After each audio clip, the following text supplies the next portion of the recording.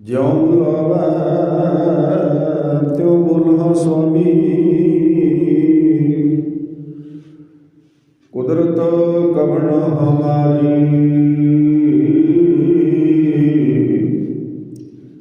साध संग नानक जस गायो। जो प्रागी आत प्यारी। जे सब चंदा गवै सूरज जड़ै हजार।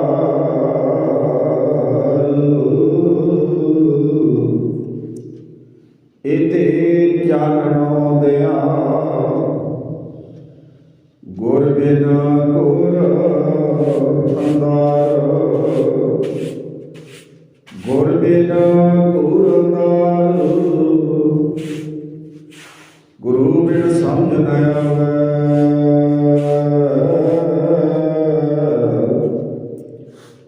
गुर बिन सुरत न सिध।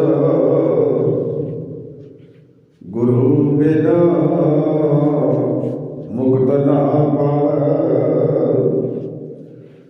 हम मैली तुम्हें उजल करते। हम निर्गुण तू दाता।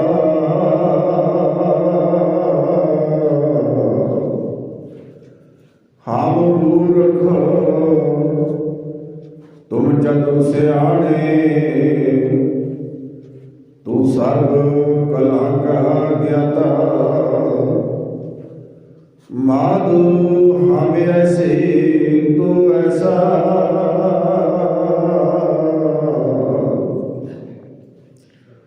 हम पापी तुम पाप खंडन। निको ठाकुर दिशा। हम पापी तुम पाप खंडन। निको ठाकुर दिशा।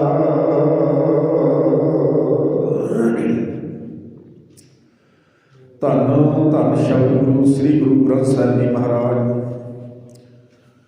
तिन्हां दी पावन पवित्र मुबारक गोद विच जुड़ बैठे अति सत्कारयोग सत संगी जनों। आप जी अमृत वेले तो लैके सतगुरु जी के पावन पवित्र दरबार की हाजरी भर रहे हो। बहुत ही सत्कारयोग बाबा जी के पासों आप जी ने अमृत वेले दी नितनेम दी बाणियां के पाठ आप जी ने बैठ के श्रावण किए हैं। सो आओ रोजाना की तरह गुरबाणी विचार गुर इतिहास के विचार को आरंभ करने तो पहला सारे सत संगी जन करो किरपा कोई भी रसना गुर फतेह तो बाजी ना रहे। एक ही बार कहने से सीस बख्श करो गज के बुलाओ फतेह आखो जी। वाहिगुरू जी का खालसा वाहिगुरू जी की फतेह। आओ आप एक शब्द की विचार करांगे जिहड़ा अज का पावन पवित्र शब्द है। जिस शब्द दी बैठ के आपां ने विचार करनी है। इस शब्द सिख धर्म के बानी धन सतगुरु गुरु नानक देव पिता महाराज जियां की पावन पवित्र अमृतमयी रसना तो उच्चारण किया होया पावन पवित्र शब्द है जिहड़ा कि श्री राग का शब्द है। श्री राग महला पहला घर तीजा। अमल कर धरती बीज शब्दों कर सच की आव नित दे पानी। होए किरसान ईमान जमाई लै पिसत दोजक बूढ़े एव जानी। मत जान शह गली पाया माल कै माणै रूप की शोभा इत विधि जन्म गवाया। रहाव ऐब तन चिकड़ो ए मन मीडको कमल की सार ने मूल पाई। भौर उस्ताद नित भाख्या बोले क्यों बूझै जानै बुझाई। आखण सुनना पाउण की बाणी ए मन रत्ता माया। खसम की नदर दिले पसंदे जिन्नी कर एक ध्याया। 30 कर रखे 5 कर साथी नाव शैतान मत कट जाही। नानक आखै राह पर चलना माल धन कितकू संजियाही। ये पूरा शब्द है जी। ये धन सतगुरु गुरु नानक देव पिता महाराज जियां की पावन पवित्र अमृतमयी रसना तो उच्चारण किया होया श्री राग का शब्द है। जिस शब्द दी बैठ के आपां ने विचारा करनियां। ਇਹ ਜਿਹੜਾ ਸ਼ਬਦ ਹੈ ਇਹ ਧੰਨ ਸਤਿਗੁਰੂ ਗੁਰੂ ਨਾਨਕ ਦੇਵ ਪਿਤਾ ਮਹਾਰਾਜ ਜੀਆਂ ਨੇ ਕਾਜੀ ਦੇ ਕੋਲ ਬੈਠ ਕੇ ਉਚਾਰਨ ਕੀਤਾ ਹੋਇਆ ਹੈ। ਕਾਜੀ ਕੋਲ ਕਾਜੀ ਬੈਠਾ ਧਰਮ ਸਥਾਨ ਤੇ ਹੈ ਤੇ ਕਾਜੀ ਦੇ ਕੱਪੜੇ ਪਾਏ ਹੈ ਤੇ ਕਾਜੀ ਗੱਲਾਂ ਧਰਮ ਦੀਆਂ ਕਰਦਾ ਹੈ, ਪਰ ਧਰਮ ਕਮਾਉਂਦਾ ਨਹੀਂ। ਇਸ ਸ਼ਬਦ ਦਾ ਜਿਹੜਾ ਰਹਾਉ ਦਾ ਬੰਦ ਹੈ ਨਾ ਜੀ, ਰਹਾਉ ਦੇ ਬੰਦ ਵਿੱਚ ਗੁਰੂ ਸਾਹਿਬ ਨੇ ਕਿਹਾ ਮਤ ਜਾਣ ਸ਼ੈ ਗੱਲੀ ਪਾਇਆ। ਮਤਾ ਜਾਣ ਪ੍ਰਮਾਤਮਾ ਗੱਲਾਂ ਬਾਤਾਂ ਨਾਲ ਪਾਇਆ ਜਾ ਸਕਦਾ ਹੈ ਨਹੀਂ। ਮਤ ਜਾਣ ਸ਼ੈ ਗੱਲੀ ਪਾਇਆ ਮਾਲ ਕੈ ਮਾਣੈ ਰੂਪ ਕੀ ਸੋਭਾ ਇਤ ਵਿਧੀ ਜਨਮ ਗਵਾਇਆ। ਤਿੰਨੇ ਚੀਜ਼ਾਂ ਦੇ ਵਿੱਚ ਸੰਸਾਰੀ ਲੋਕ ਆਪਣਾ ਜੀਵਨ ਬੇਅਰਥ ਗਵਾ ਰਹੇ ਹੈ ਤੇ ਧਾਰਮਿਕ ਲੋਕ ਵੀ ਧਰਮ ਸਥਾਨਾਂ ਤੇ ਬੈਠ ਕੇ ਮੇਰੇ ਵਰਗਾ ਵੀ ਐ ਸਮਝ ਲਓ ਜੀਵਨ ਇਹਨਾਂ ਤਿੰਨਾਂ ਦੇ ਧੱਕੇ ਚੜਾ ਕੇ ਤੇ ਆਪਣਾ ਜੀਵਨ ਬਰਬਾਦ ਕਰ ਰਿਹਾ ਹੈ। ਸੰਸਾਰੀ ਬੰਦੇ ਵਿੱਚ ਤੇ ਧਾਰਮਿਕ ਬੰਦੇ ਵਿੱਚ ਫਰਕ ਹੀ ਕੋਈ ਨਹੀਂ ਰਿਹਾ। ਆਖੋ ਸਤਨਾਮ। ਹੁਣ ਗੁਰੂ ਸਾਹਿਬ ਨੇ ਨਾ ਜੀ, ਮੈਂ ਬੇਨਤੀ ਕਰ ਦੇਵਾਂ, ਜਿਹੜਾ ਇੱਕ ਸ਼ਬਦ ਸ਼ੁਰੂ ਕੀਤਾ ਨਾ, ਸ਼ੁਰੂ ਹੈ ਅਮਲ ਕਰ ਧਰਤੀ, ਅਮਲ, ਤੇ ਜਿਹੜੀ ਇਹਦੀ ਲਾਸਟ ਪੰਕਤੀ ਹੈ, ਲਾਸਟ ਪੰਕਤੀ ਸ਼ਬਦ ਦੀਆਂ 30 ਕਰ ਰੱਖੇ 5 ਕਰ ਸਾਥੀ ਨਾਉ ਸ਼ੈਤਾਨ ਮਤ ਘਟ ਜਾਈ ਨਾਨਕ ਆਖੈ ਰਾਹ ਪੈ ਚੱਲਣਾ ਮਾਲ ਧਨ ਕਿਤ ਕੂ ਸੰਜਿਆਈ। ਭਾਵ ਕਿ ਗੱਲ ਗੁਰੂ ਸਾਹਿਬ ਨੇ ਨਾ ਅਮਲ ਤੋਂ ਸ਼ੁਰੂ ਕੀਤੀ ਆ। ਧਰਮ ਅਮਲ ਕਰਨ ਦਾ ਵਿਸ਼ਾ ਹੈ, ਭਾਵ ਕਮਾਉਣ ਦਾ ਵਿਸ਼ਾ ਹੈ। ਠੀਕ ਹੈ ਵੀ ਪਹਿਲਾਂ ਆਪਾਂ ਗੁਰਬਾਣੀ ਪੜ੍ਹਦੇ ਹਾਂ, ਹੁਣ ਆਪਾਂ ਬੈਠ ਕੇ ਗੁਰਬਾਣੀ ਦੀ ਵਿਚਾਰ ਕਰ ਰਹੇ ਹਾਂ। ਧਰਮ ਦੀ ਚਰਚਾ ਕਰਨੀ ਤਾਂ ਜ਼ਰੂਰੀ ਹੈ, ਵਿਚਾਰ ਕਰਨੀ ਤਾਂ ਜ਼ਰੂਰੀ ਹੈ, ਪਰ ਜੇ ਵਿਚਾਰ ਕਰਕੇ ਛੱਡ ਦਿੱਤਾ ਫਿਰ ਤਾਂ ਕੁਛ ਨਹੀਂ ਮਿਲਣਾ। ਠੀਕ ਹੈ, ਕੰਨ ਰਸ ਹੈਗਾ, ਗਿਆਨ ਆ ਜਾਏਗਾ ਬੰਦੇ ਨੂੰ, ਇਹਦੇ ਵਿੱਚ ਕੋਈ ਸ਼ੱਕ ਨਹੀਂ, ਗਿਆਨ ਦੀਆਂ ਗੱਲਾਂ ਬਾਹਰ ਬਥੇਰੀਆਂ ਕਰ ਲਏਗਾ, ਪਰ ਧਰਮ ਕਮਾਉਣ ਦਾ ਵਿਸ਼ਾ ਹੈ। ਧਰਮ ਕਮਾਉਣ ਦਾ ਵਿਸ਼ਾ ਹੈ। ਮੈਂ ਤੁਹਾਡੇ ਨਾਲ ਇਤਿਹਾਸ ਦੇ ਵਿੱਚੋਂ ਵੀ ਸਾਂਝਾ ਕਰਾਂਗਾ ਤੇ ਨਾਲ ਨਾਲ ਆਪਾਂ ਗੁਰਬਾਣੀ ਦੀਆਂ ਭਾਈ ਗੁਰਦਾਸ ਸਾਰਾ ਆਪਾਂ ਵਿਚਾਰਾ ਕਰਾਂਗੇ। ਹੁਣ ਦੇਖੋ ਜੀ, ਗੁਰੂ ਨਾਨਕ ਪਾਤਸ਼ਾਹ ਕਾਜੀ ਨੂੰ ਰਹਾਉ ਦੇ ਬੰਦ ਵਿੱਚ ਕਹਿੰਦੇ ਮਤ ਜਾਣ ਸ਼ੈ ਗੱਲੀ ਪਾਇਆ। ਸੱਜਣਾ, ਪਰਮਾਤਮਾ ਗੱਲਾਂ ਬਾਤਾਂ ਨਾਲ ਨਹੀਂ ਪਾਇਆ ਜਾਂਦਾ। ਬੜੀ ਦੁਨੀਆ ਗੱਲਾਂ ਕਰਦੀ ਹੈ ਰੱਬ ਦੇ ਘਰ ਦੀਆਂ, ਪਰ ਜੀਵਨ ਦੇ ਅਰਥ ਪਤਾ ਕਿੱਦਾਂ? ਮਾਲਕ ਹੈ ਮਾਣ ਹੈ। ਮਾਲਕ ਹੈ ਜੇ ਮਟੀਰੀਅਲ ਇਹਨੂੰ ਪੈਸੇ ਨੂੰ, ਮਾਲਕ ਹੈ ਮਾਣ ਹੈ ਰੂਪ ਕੀ ਸੋਭਾ। ਰੂਪ ਗਲਤ ਵੇਖਣਾ, ਗਲਤ ਕੰਮ ਕਰਨਾ। ਮੇਰਾ ਮਾਲਕ ਹੈ ਮਾਣ ਹੈ ਰੂਪ ਕੀ ਸੋਭਾ ਇਤ ਵਿਧੀ ਜਨਮ ਗਵਾਇਆ। ਇਸ ਢੰਗ ਤਰੀਕੇ ਨਾਲ ਦੁਨੀਆ ਦੇ ਲੋਕ ਪੈਸੇ ਪਿੱਛੇ ਲੱਗ ਕੇ, ਗਲਤ ਕੰਮਾਂ ਪਿੱਛੇ ਲੱਗ ਕੇ, ਨਸ਼ੇ ਵਿਸ਼ਿਆਂ ਦੇ ਧੱਕੇ ਚੜ੍ਹ ਕੇ ਉਹ ਵੀ ਆਪਣਾ ਜੀਵਨ ਬਰਬਾਦ ਕਰ ਰਹੇ ਆ। ਉਹ ਸੱਜਣਾ ਤੂੰ ਵੀ ਕਰ ਰਿਹਾ, ਤੇਰੇ ਵਿੱਚ ਤੇ ਇਹਨਾਂ ਵਿੱਚ ਫਰਕ ਕੋਈ ਨਹੀਂ ਹੈਗਾ। ਆਖੋ ਸਤਨਾਮ। ਐਂ ਸਮਝਾਉਂਦਾ ਜੀ ਬਾਬਾ, ਵੇਖੋ ਤੁਸੀਂ, ਹੈ ਨਾ। ਹੁਣ ਬਾਬਾ ਨੇ ਸ਼ੁਰੂ ਕੀਤਾ ਅਮਲ ਕਰ ਧਰਤੀ। ਹੁਣ ਕਿਸੇ ਧਾਰਮਿਕ ਬੰਦੇ ਨੂੰ ਸਮਝਾਉਣਾ ਧਰਮ ਕਿਵੇਂ ਕਮਾਉਣਾ ਹੈ, ਉਹਦੀਆਂ ਅੱਖਾਂ ਦੇ ਸਾਹਮਣੇ ਉਦਾਹਰਨਾਂ ਵੀ ਉਹ ਦੇਣੀਆਂ ਪੈਣੀਆਂ ਜਿਹੜੀਆਂ ਰੋਜ਼ਾਨਾ ਵਰਤਦੀਆਂ ਰੋਜ਼ਾਨਾ। ਤੇ ਖੇਤੀਬਾੜੀ ਕਰਨ ਵਾਲਾ ਹਰ ਇੱਕ ਬੰਦੇ ਦੇ ਅੱਖਾਂ ਦੇ ਸਾਹਮਣੇ ਹੈ। ਕਿਉਂ ਜੀ? ਖੇਤੀਬਾੜੀ ਕਰਨ ਵਾਲਾ ਤਾਂ ਦੁਕਾਨਦਾਰ ਨੂੰ ਵੀ ਪਤਾ ਵੀ ਜੇ ਖੇਤੀ ਵਾਲੇ ਕੁਛ ਕਰਨਗੇ ਤਾਂ ਹੀ ਮੇਰੀ ਦੁਕਾਨ 'ਤੇ ਕੁਛ ਆਊ। ਧਾਰਮਿਕ ਬੰਦੇ ਨੂੰ ਵੀ ਪਤਾ ਹੈ ਜੇ ਇਹਨਾਂ ਨੇ ਖੇਤਾਂ 'ਚ ਕਣਕ ਬੀਜੀ ਹੋਈ ਫੇਰ ਹੀ ਗੁਰਦੁਆਰੇ ਮੰਦਰ ਮਸਜਿਦ ਫੇਰ ਹੀ ਆਉਣਾ ਸਾਰਾ ਕੁਛ, ਐਵੇਂ ਨਹੀਂ ਆਉਣਾ। ਇੱਕ ਗੱਲ ਯਾਦ ਰੱਖ ਲੈਣਾ ਜੀ, 10 ਨੌਹਾਂ ਦੀ ਕਿਰਤ ਕਮਾਈ ਕਰਨ ਵਾਲਿਆਂ ਦੇ ਸਿਰ ਦੇ ਉੱਤੇ ਸਾਰਾ ਕੁਝ ਚੱਲਦਾ ਹੈ। ਬਸ ਗੱਲ ਮੁੱਕਦੀ ਹੈ। ਵੈਸੇ ਤਾਂ ਮੈਂ ਐਂ ਕਹਿਣਾ ਹੁੰਦਾ ਵੀ ਜੇ ਤੁਹਾਨੂੰ ਸੰਤ ਚਾਹੀਦਾ ਨਾ, ਜਿਹੜਾ 10 ਨੌਹਾਂ ਦੀ ਕਿਰਤ ਕਮਾਈ ਕਰਦਾ, ਇਹ ਤੋਂ ਵੱਡਾ ਸੰਤ ਕੋਈ ਨਹੀਂ ਹੈ ਜਿਹੜਾ ਧਰਮ ਨਾਲ ਜੁੜਿਆ ਹੋਇਆ ਹੈ। ਇਹ ਆਪ ਦਾ ਪੇਟ ਵੀ ਪਾਲਦਾ, ਉਹ ਹੋਰਾਂ ਦਾ ਵੀ ਪਾਲਦਾ, ਉਹ ਇਹਨਾਂ ਦੇ ਸਿਰ 'ਤੇ ਦੇਸ਼ ਚੱਲਦਾ। ਉਹ ਆਹ ਵਿਹਲੜ ਬੈਠੇ ਜਿਹੜੇ ਥਾਂ ਥਾਂ, ਤੁਸੀਂ ਇਹਨਾਂ ਨੂੰ ਨਾ ਪੁੱਜੋ। ਇਹ ਤਾਂ ਤੁਹਾਡੇ ਜੇਬਾਂ 'ਚੋਂ ਪੈਸੇ ਕਢਾ ਕੇ ਆਪ ਡੱਕਾ ਨਹੀਂ ਕਰਦੇ ਤੇ ਤੁਹਾਡੀਆਂ ਜੇਬਾਂ 'ਚੋਂ ਕਢਾ ਕੇ ਆਪਦੀਆਂ ਜੇਬਾਂ 'ਚ ਪਾ ਕੇ ਲੈ ਕੇ ਜਾਂਦੇ ਆ। ਜੇ ਤੁਸੀਂ ਅਸਲੀ ਤੁਹਾਨੂੰ ਸੰਤ ਚਾਹੀਦੇ ਆ, ਕੋਈ 10 ਨੌਹਾਂ ਦੀ ਕਿਰਤ ਕਮਾਈ ਕਰਦਾ, ਕੋਈ ਕਰਦਾ ਜੀ, ਭਾਵੇਂ ਦੁਕਾਨ ਕਰਦਾ, ਭਾਵੇਂ ਖੇਤੀਬਾੜੀ ਕਰਦਾ, ਭਾਵੇਂ ਨੌਕਰੀ ਕਰਦਾ, ਭਾਵੇਂ ਬਿਜ਼ਨਸ ਕਰਦਾ, ਪਰ ਬੰਦਾ 10 ਨੌਹਾਂ ਦੀ ਕਿਰਤ ਕਮਾਈ ਕਰਦਾ, ਨਾਲ ਰੱਬੀ ਰਾਹ ਦੇ ਉੱਤੇ ਤੁਰਦਾ, ਇਹਦੇ ਨਾਲੋਂ ਵੱਡਾ ਸੰਤ ਹੋਰ ਕੋਈ ਹੋ ਹੀ ਨਹੀਂ ਸਕਦਾ।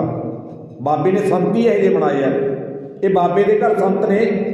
ਆਹ ਜਿਹੜੇ ਦੂਸਰੇ ਨੇ ਇਹ ਲੋਕਾਂ ਦੇ ਸੰਤ ਹੈ। ਲੋਕਾਂ ਦੇ ਸੰਤ ਫਿਰ ਲੋਕਾਂ ਨੂੰ ਲੁੱਟੀ ਜਾਂਦੇ ਆ।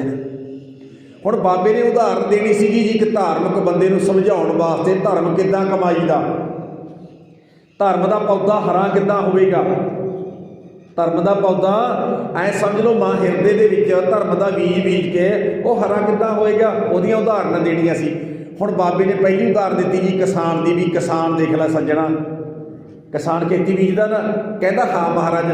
ਗੁਰੂ ਨਾਨਕ ਪਾਤਸ਼ਾਹ ਨੂੰ ਕਹਿਣ ਲੱਗੇ ਵੀ ਸੱਜਣਾ ਗੱਲ ਇਹ ਆ, ਕਿਸਾਨ ਕੋਲ ਸਭ ਤੋਂ ਪਹਿਲੇ ਨੰਬਰ ਤੇ ਕੀ ਹੁੰਦਾ, ਕੀ ਹੁੰਦਾ? ਕਹਿੰਦਾ ਮਹਾਰਾਜ ਖੇਤੀਬਾੜੀ ਬੀਜਣ ਵਾਸਤੇ ਜ਼ਮੀਨ ਚਾਹੀਦੀ ਹੈ। ਤੇ ਬਾਬਾ ਕਹਿਣ ਲੱਗਿਆ ਫਿਰ ਧਰਮ ਦੀ ਖੇਤੀ ਬੀਜਣ ਵਾਸਤੇ ਵੀ ਜ਼ਮੀਨ ਚਾਹੀਦੀ ਹੈ। ਜੇ ਧਰਮ ਦੀ ਖੇਤੀ ਬੀਜਣੀ ਆ ਫਿਰ ਵੀ ਜ਼ਮੀਨ ਚਾਹੀਦੀ ਹੈ।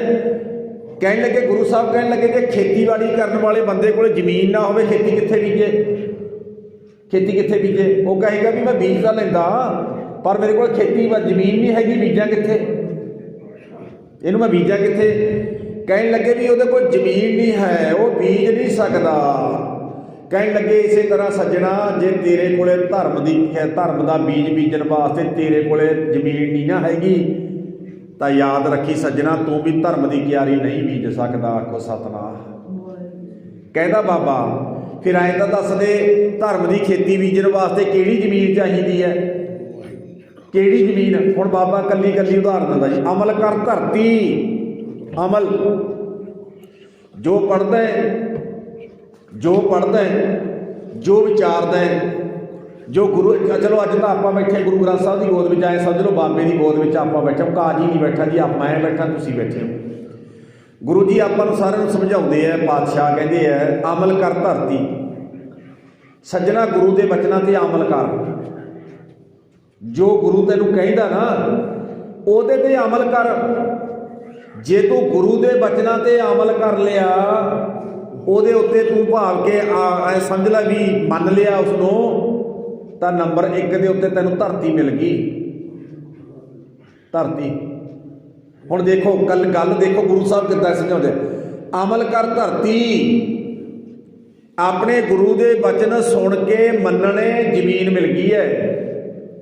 ਕੱਲੀ ਜ਼ਮੀਨ ਕੁਝ ਵੀ ਨਹੀਂ ਕਰਦੀ ਜੀ, ਕਿਉਂ ਜੀ? ਆਪਾਂ ਜਾਈਏ ਨਾ ਖੇਤ, ਕੁਛ ਕਰ ਦੂਗੀ? ਨਹੀਂ ਕੁਛ ਕਰਦੀ। ਕੱਲੀ ਜ਼ਮੀਨ ਕੁਛ ਵੀ ਨਹੀਂ ਕਰਦੀ ਜੇ ਜ਼ਿਮੀਦਾਰ ਖੇਤ ਨਹੀਂ ਗਿਆ, ਜੇ ਉਹਨੇ ਪਾਣੀ ਨਹੀਂ ਲਾਇਆ, ਬੱਤਰ ਆਉਣ ਦੇ ਉੱਤੇ ਵਾਹੀ ਨਹੀਂ ਹੈ, ਉਹਦੇ ਵਿੱਚ ਚੰਗਾ ਬੀਜ ਨਹੀਂ ਬੀਜਿਆ। ਚੰਗਾ ਬੀਜ ਬੀਜੇ ਤੋਂ ਬਗੈਰ ਚੰਗਾ ਝਾੜ ਨਹੀਂ ਲੈ ਸਕਦਾ, ਕਿਉਂ ਜੀ? ਨਾਲ ਬਾਬੇ ਨੇ ਐ ਲਿਖਿਆ, ਪਹਿਲੇ ਨੰਬਰ ਤੇ ਲਿਖਿਆ ਅਮਲ ਕਰ ਧਰਤੀ। ਤੂੰ ਆਪਣੇ ਗੁਰੂ ਸਾਹਿਬ ਦੇ ਬਚਨਾਂ ਤੇ, ਮੁਹੰਮਦ ਸਾਹਿਬ ਦੇ ਬਚਨਾਂ ਤੇ ਅਮਲ ਕਰ, ਇਹ ਤੈਨੂੰ ਪਹਿਲੇ ਨੰਬਰ ਤੇ ਧਰਤੀ ਮਿਲ ਗਈ ਹੈ। ਬੀਜ ਸ਼ਬਦੋਂ ਕਰ, ਬੀਜ ਇਹਦੇ ਵਿੱਚ ਬੀਜ ਪਾਉਣਾ। ਹੁਣ ਆਪਾਂ ਵੀ ਬੀਜ ਪਾਇਆ ਜੀ, ਕਣਕ ਬੀਜੀ ਹੈ, ਕਿਸੇ ਨੇ ਸਰੋਂ ਬੀਜੀ ਹੈ, ਕਿਸੇ ਨੇ ਕੁਛ ਬੀਜਿਆ, ਹਰਾ ਚਾਰਾ ਵੀ ਬੀਜਦੇ ਆਪਾਂ ਸਾਰਾ ਕੁਛ। ਉਹ ਬੀਜ ਪਾਏ ਤੋਂ ਬਗੈਰ ਤਾਂ ਹੁੰਦਾ ਹੀ ਨਹੀਂ। ਇਹ ਤਾਂ ਮਤਲਬ ਹੀ ਨਹੀਂ ਹੋ ਸਕਦਾ ਵੀ ਜੇ ਤੂੰ ਬੀਜ ਨਹੀਂ ਪਾਇਆ ਤੇ ਤੇਰੇ ਘਰੇ ਫਸਲ ਆ ਜਾਏ। ਬਾਬਾ ਕਹਿਣ ਲੱਗਿਆ ਅਮਲ ਕਰ ਧਰਤੀ, ਬੀਜ ਸ਼ਬਦੋਂ ਕਰ। ਇਹਦੇ ਵਿੱਚ ਆਪਣੇ ਗੁਰੂ ਪਾਤਸ਼ਾਹ ਦੇ ਵੱਲੋਂ ਦਿੱਤਾ ਹੋਇਆ ਸ਼ਬਦ ਦਾ ਬੀਜ ਪਾਉਣਾ ਹੈ। ਬੀਜ ਮਤਲਬ ਕੀ ਹੈ? ਵੀ ਸਿੱਖਾਂ ਅੰਮ੍ਰਿਤ ਵੇਲੇ ਉੱਠ ਕੇ ਇਸ਼ਨਾਨ ਕਰਕੇ ਜਪਜੀ ਸਾਹਿਬ ਪੜ੍ਹਿਆ ਕਰ, ਜਾਪ ਸਾਹਿਬ ਪੜ੍ਹਿਆ ਕਰ, ਚੌਪਈ ਸਵਈਏ ਆਨੰਦ ਸਾਹਿਬ 5 ਬਾਣੀਆਂ ਦਾ ਨਿਤਨੇਮ ਪੜ੍ਹਿਆ ਕਰਿਆ ਕਰ। ਉਹ ਗੁਰਬਾਣੀ ਪੜ੍ਹਿਆ ਕਰ, ਜੇ ਪੜ੍ਹਨੀ ਨਹੀਂ ਆਉਂਦੀ ਬੈਠ ਕੇ ਸੁਣਿਆ ਕਰ। ਐਂ ਸਮਝ ਲੈ ਬੀ ਪਾ ਰਿਹਾ ਹੈ। ਆਖੋ ਸਤਨਾਮ। ਇਹ ਬੀ ਪਾਉਣਾ ਜੀ, ਇਹਨੂੰ ਬੀਜ ਪਾਉਣਾ ਕਹਿੰਦੇ ਆ ਸਤਿਗੁਰੂ। ਅਮਲ ਕਰ ਧਰਤੀ, ਬੀਜ ਸ਼ਬਦੋਂ ਕਰ। ਐਸ ਹਿਰਦੇ ਰੂਪੀ ਧਰਤੀ ਦੇ ਅੰਦਰ ਸ਼ਬਦ ਦਾ ਬੀਜ ਪੈਂਦਾ। ਚਲੋ ਆਪਾਂ ਕੋਈ ਮੂਲ ਮੰਤਰ ਜਪ ਕੇ ਆਇਆ ਹੈ ਨਾ ਜੀ, ਕੋਈ ਗੁਰਮੰਤਰ ਦਾ ਜਾਪ ਕਰਕੇ ਆਇਆ ਵਾਹਿਗੁਰੂ ਦਾ, ਐਂ ਸਮਝ ਲਓ ਧਰਤੀ 'ਚ ਬੀਜ ਕੇ ਆਇਆ। ਜਿਹੜਾ ਬੀਜ ਧਰਤੀ ਵਿੱਚ ਇੱਕ ਵਾਰੀ ਬੀਜ ਗਿਆ, ਧਰਤੀ ਦਾ ਕੰਮ ਹੀ ਹੈ ਇਹ ਹੈ, ਧਰਤੀ ਉਸ ਬੀਜ ਨੂੰ ਪ੍ਰਗਟ ਕਰ ਦਿੰਦੀ ਆ ਵੀ ਮੇਰੇ ਵਿੱਚ ਆਹ ਬੀਜਿਆ ਹੋਇਆ। ਆਖੋ ਸਤਨਾਮ। ਤੇ ਧਰਤੀ ਕਦੇ ਝੂਠ ਨਹੀਂ ਬੋਲਦੀ, ਇਹ ਗੱਲ ਯਾਦ ਰੱਖੋ। ਜੇ ਬੀਜੀ ਕਣਕ ਹੈ, ਕਣਕ ਹਰੀ ਹੋਏਗੀ। ਹਾਂਜੀ, ਬੀਜੀ ਸਰੋਂ ਹੈ, ਸਰੋਂ ਹਰੀ ਹੋ ਕੇ ਬਾਹਰ ਆਏਗੀ।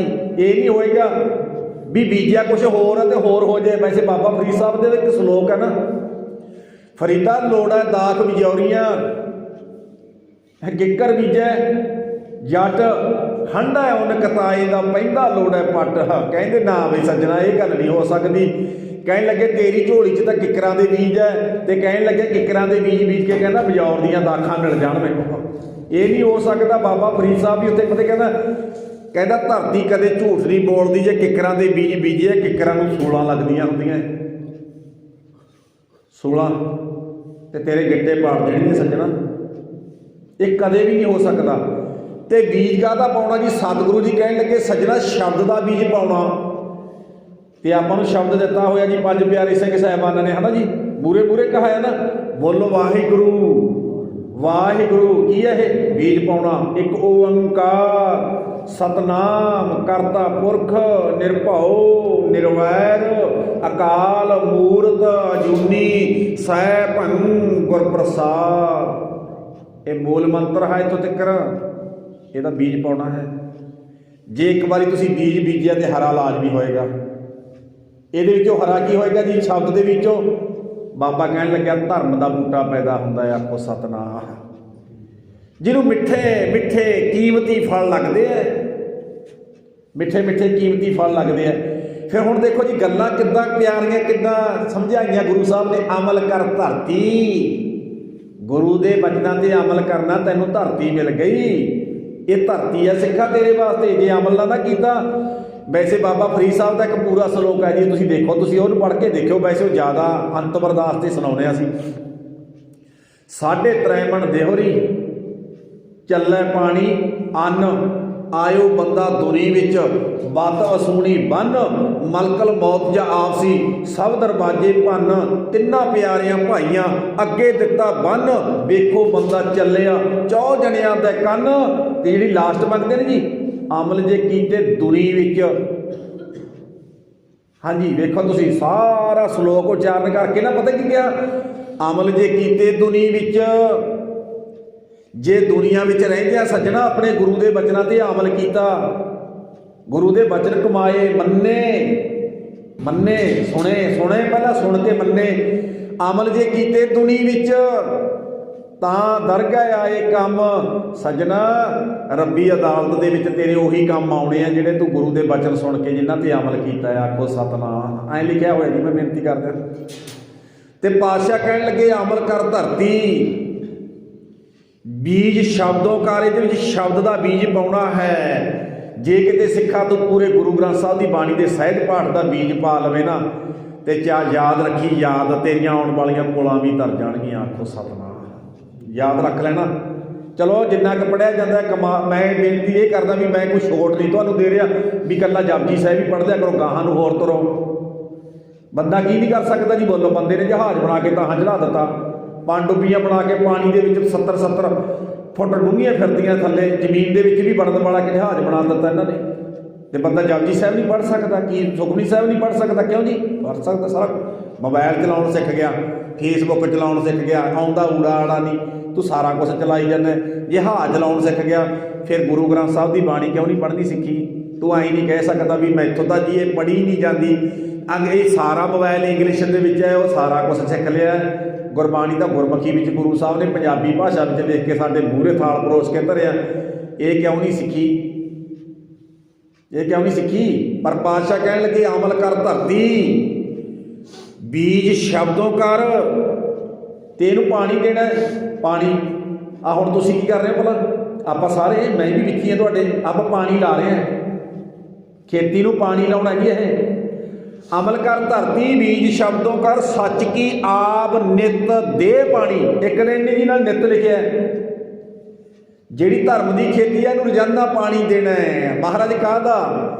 ਪਾਤਸ਼ਾਹ ਕਹਿਣ ਲੱਗੇ ਅੰਮ੍ਰਿਤਮਈ ਬਾਣੀ ਪੜ੍ਹਨੀ ਹੈ ਤੇ ਸਤ ਸੰਗਤ ਕਰਨੀ ਹੈ। ਗੁਰੂ ਗ੍ਰੰਥ ਸਾਹਿਬ ਦੀ ਗੋਦ ਵਿੱਚ ਜਾਣਾ ਹੈ, ਗੁਰਦੁਆਰਾ ਸਾਹਿਬ ਇਸ਼ਨਾਨ ਪਾਣੀ ਕਰਕੇ ਜਦੋਂ ਬੈਠ ਕੇ ਆਪਣੇ ਗੁਰੂ ਦੀ ਗੋਦ ਵਿੱਚ ਬੈਠ ਕੇ ਗੁਰਬਾਣੀ ਦੀਆਂ ਵਿਚਾਰਾਂ ਸੁਣੇਗਾ ਨਾ, ਜਿਹੜੀ ਧਰਮ ਦੀ ਖੇਤੀ ਅੰਦਰ ਹਿਰਦੇ 'ਚ ਬੀਜੀ ਹੈ ਉਹ ਸੁੱਕੇ ਨਾ, ਸੋਕਾ ਨਾ ਪਵੇ, ਉਹਨੂੰ ਪਾਣੀ ਦੇਣਾ ਹੈ। ਆਖੋ ਸਤਨਾਮ। ਐਂ ਹੈ ਜੀ। ਇੱਕ ਖੇਤੀ ਉਹ ਹੈ ਜਿਹੜੀ ਆਪਾਂ ਬੀਜੀ ਹੈ 20 ਦਿਨਾਂ ਤੋਂ ਪਾਣੀ ਮੰਗਦੀ ਹੈ। ਚਲੋ ਝੋਨਾ ਦੂਜੇ ਤੀਜੇ ਦਿਨ ਮੰਗਦਾ, ਦੂਜੇ ਦਿਨ ਕਹਿ ਦਿਓ। ਪਰ ਜਿਹੜੀ ਧਰਮ ਦੀ ਖੇਤੀ ਹੈ ਨਿਤ ਦੇ ਪਾਣੀ ਲਿਖਿਆ ਜੀ। ਨਿਤ ਸੱਚ ਕੀ ਆਬ, ਸੱਚ ਆਬ ਮੈਨੇ ਪਾਣੀ ਹੁੰਦਾ। ਪਾਓ ਸੱਚ ਦੀ ਆਬ ਕਿੱਥੋਂ ਪਾਣੀ ਮਿਲਦਾ? ਗੁਰੂ ਗ੍ਰੰਥ ਸਾਹਿਬ ਦੀ ਬਾਣੀ 'ਚੋਂ। ਗੁਰੂ ਗ੍ਰੰਥ ਸਾਹਿਬ ਦੀ ਗੋਦ ਦੇ ਵਿੱਚੋਂ ਬੈਠ ਕੇ ਜਦੋਂ ਕੋਈ ਰੱਬ ਦਾ ਪਿਆਰਾ ਸੰਗਤ ਕਰਦਾ ਹੈ, ਬੈਠ ਕੇ ਬਾਣੀ ਸੁਣਦਾ ਹੈ, ਆਪਣੇ ਅੰਦਰ ਦੀ ਧਰਤੀ ਨੂੰ ਪਾਣੀ, ਬੀਜੀ ਹੋਈ ਫਸਲ ਨੂੰ, ਖੇਤੀ ਨੂੰ ਪਾਣੀ ਦੇ ਰਿਹਾ ਹੈ ਤਾਂ ਕਿ ਬੂਟਾ ਸੁੱਕ ਨਾ ਜਾਵੇ। ਆਖੋ ਸਤਨਾਮ। ਤੇ ਸੁੱਕਣ ਦੀ ਨਿਸ਼ਾਨੀ ਪਤਾ ਕੀ ਹੁੰਦੀ ਹੈ? ਜਦੋਂ ਮੇਰੇ ਵਰਗਾ ਸੰਗਤ ਨਾਲ ਟੁੱਟ ਗਿਆ ਨਾ, ਪੱਕੀ ਗੱਲ ਹੈ ਵੀ ਪੰਜ ਪਿਆਰੇ ਸਿੰਘ ਸਾਹਿਬਾਨ ਆਪਾਂ ਨੂੰ ਪਤਾ ਕੀ ਕਹਿੰਦੇ ਆ ਅੰਮ੍ਰਿਤ ਛਕਾਉਣ ਵੇਲੇ ਵੀ ਸੱਜਣਾ ਸੰਗਤ ਨਾਲ ਟੁੱਟਣਾ ਨਹੀਂ, ਕਹਿੰਦੇ ਆ ਨਾ ਸੰਗਤ ਨਾਲੋਂ ਟੁੱਟਣਾ ਨਹੀਂ। ਠੀਕ ਹੈ, ਕੋਈ ਤੂੰ 2-4 ਦਿਨ ਕਿਸੇ ਰਿਸ਼ਤੇਦਾਰੀ ਚਲਾ ਗਿਆ, ਬਿਮਾਰ ਹੋ ਗਿਆ, ਕੋਈ ਕੰਮ ਧੰਦਾ ਜ਼ਿਆਦਾ ਹੋ ਗਿਆ, ਖੇਤੀਬਾੜੀ ਦਾ ਕੰਮ ਵੀ ਕਰਨਾ, ਚਲੋ ਕੋਈ ਮੁਸ਼ਕਲ ਬਣ ਗਈ ਉਹ ਤਾਂ ਗੱਲ ਵੱਖਰੀ ਹੈ, ਪਰ ਇਹ ਨਾ ਹੋਵੇ ਵੀ ਬਿਲਕੁਲ ਹੀ ਟੁੱਟ ਜਾਏ, ਬਿਲਕੁਲ ਤੂੰ ਨਾਤਾ ਤੋੜ ਲਵੇ। ਤੇ ਯਾਦ ਰੱਖੀ ਸੱਜਣਾ, ਜੇ ਸੰਗਤ ਨੂੰ ਨਾਤਾ ਤੋੜ ਲਿਆ ਫਿਰ ਜਿਹੜੀ ਅੰਦਰ ਧਰਮ ਦੀ ਖੇਤੀ ਬੀਜੀ ਹੈ ਨਾ, ਪੌਦਾ ਸੁੱਕ ਜਾਵੇਗਾ, ਫਿਰ ਖਤਮ ਹੋ ਜਾਵੇਗਾ। ਆਖੋ ਸਤਨਾਮ। ਐਂ ਲਿਖਿਆ ਜੀ, ਮੈਂ ਤਾਂ ਬੇਨਤੀ ਕਰ, ਸਤਿਗੁਰੂ ਸੱਚੇ ਪਾਤਸ਼ਾਹ ਦੀਆਂ ਕੱਲੀਆਂ ਕੱਲੀਆਂ ਗੱਲਾਂ ਐਨ ਬੜੇ ਪਿਆਰ ਨਾਲ ਸਮਝਾਉਂਦੇ ਆ। ਅਮਲ ਕਰ ਧਰਤੀ ਬੀਜ ਸ਼ਬਦੋਂ ਕਰ, ਇਹ 'ਚ ਸ਼ਬਦ ਦਾ ਬੀਜ ਪਾਉਣਾ, ਜਪਜੀ ਸਾਹਿਬ ਦਾ ਬੀਜ ਪਾਉਣਾ। ਐਸਾ ਬੀਜ ਅਗਰਾ ਹੋਵੇਗਾ, ਆਰਾ ਚੱਲ ਜਾਏਗਾ ਆਰਾ, ਤੇ ਪੌਦਾ ਚੀਰਿਆ ਨਹੀਂ ਜਾਂਦਾ। ਮਰਨ ਤੋਂ ਬਾਅਦ ਵੀ ਨਹੀਂ, ਐਂ ਸਮਝ ਲਓ ਜੀ ਇਹਦੇ ਵਿੱਚੋਂ ਪੈਦਾ ਹੋਇਆ ਪੌਦਾ ਮਰਨ ਤੋਂ ਬਾਅਦ ਵੀ ਨਹੀਂ ਮਰਦਾ। ਆਖੋ ਸਤਨਾਮ। ਇੱਕ ਜੀਵਨ ਉਹ ਹੁੰਦਾ ਜਿਹੜਾ ਮਾਂ ਦੇ ਪੇਟੋਂ ਮਿਲਦਾ, ਇੱਕ ਜੀਵਨ ਉਹ ਹੁੰਦਾ ਧਰਮ ਦੀ ਖੇਤੀ ਵਾਲੇ ਨੂੰ ਜਿਹੜਾ ਮਰਨ ਤੋਂ ਬਾਅਦ ਮਿਲਦਾ ਹੈ। ਦੁਨੀਆ ਦੇ ਲੋਕ ਫਿਰ ਉਹਦੀਆਂ ਐਂ ਸਮਝ ਲਓ ਸ਼ਹੀਦੀ ਦਿਹਾੜੇ ਮਨਾਉਂਦੇ ਆ, ਉਹਨਾਂ ਦੇ ਗੁਰਪੁਰਬ ਮਨਾਉਂਦੇ ਆ, ਔਰ ਰਹਿੰਦੀ ਦੁਨੀਆ ਤੇ ਫਿਰ ਅਮਰ ਹੋ ਜਾਂਦੇ, ਜਿਉਂਦੇ ਆ।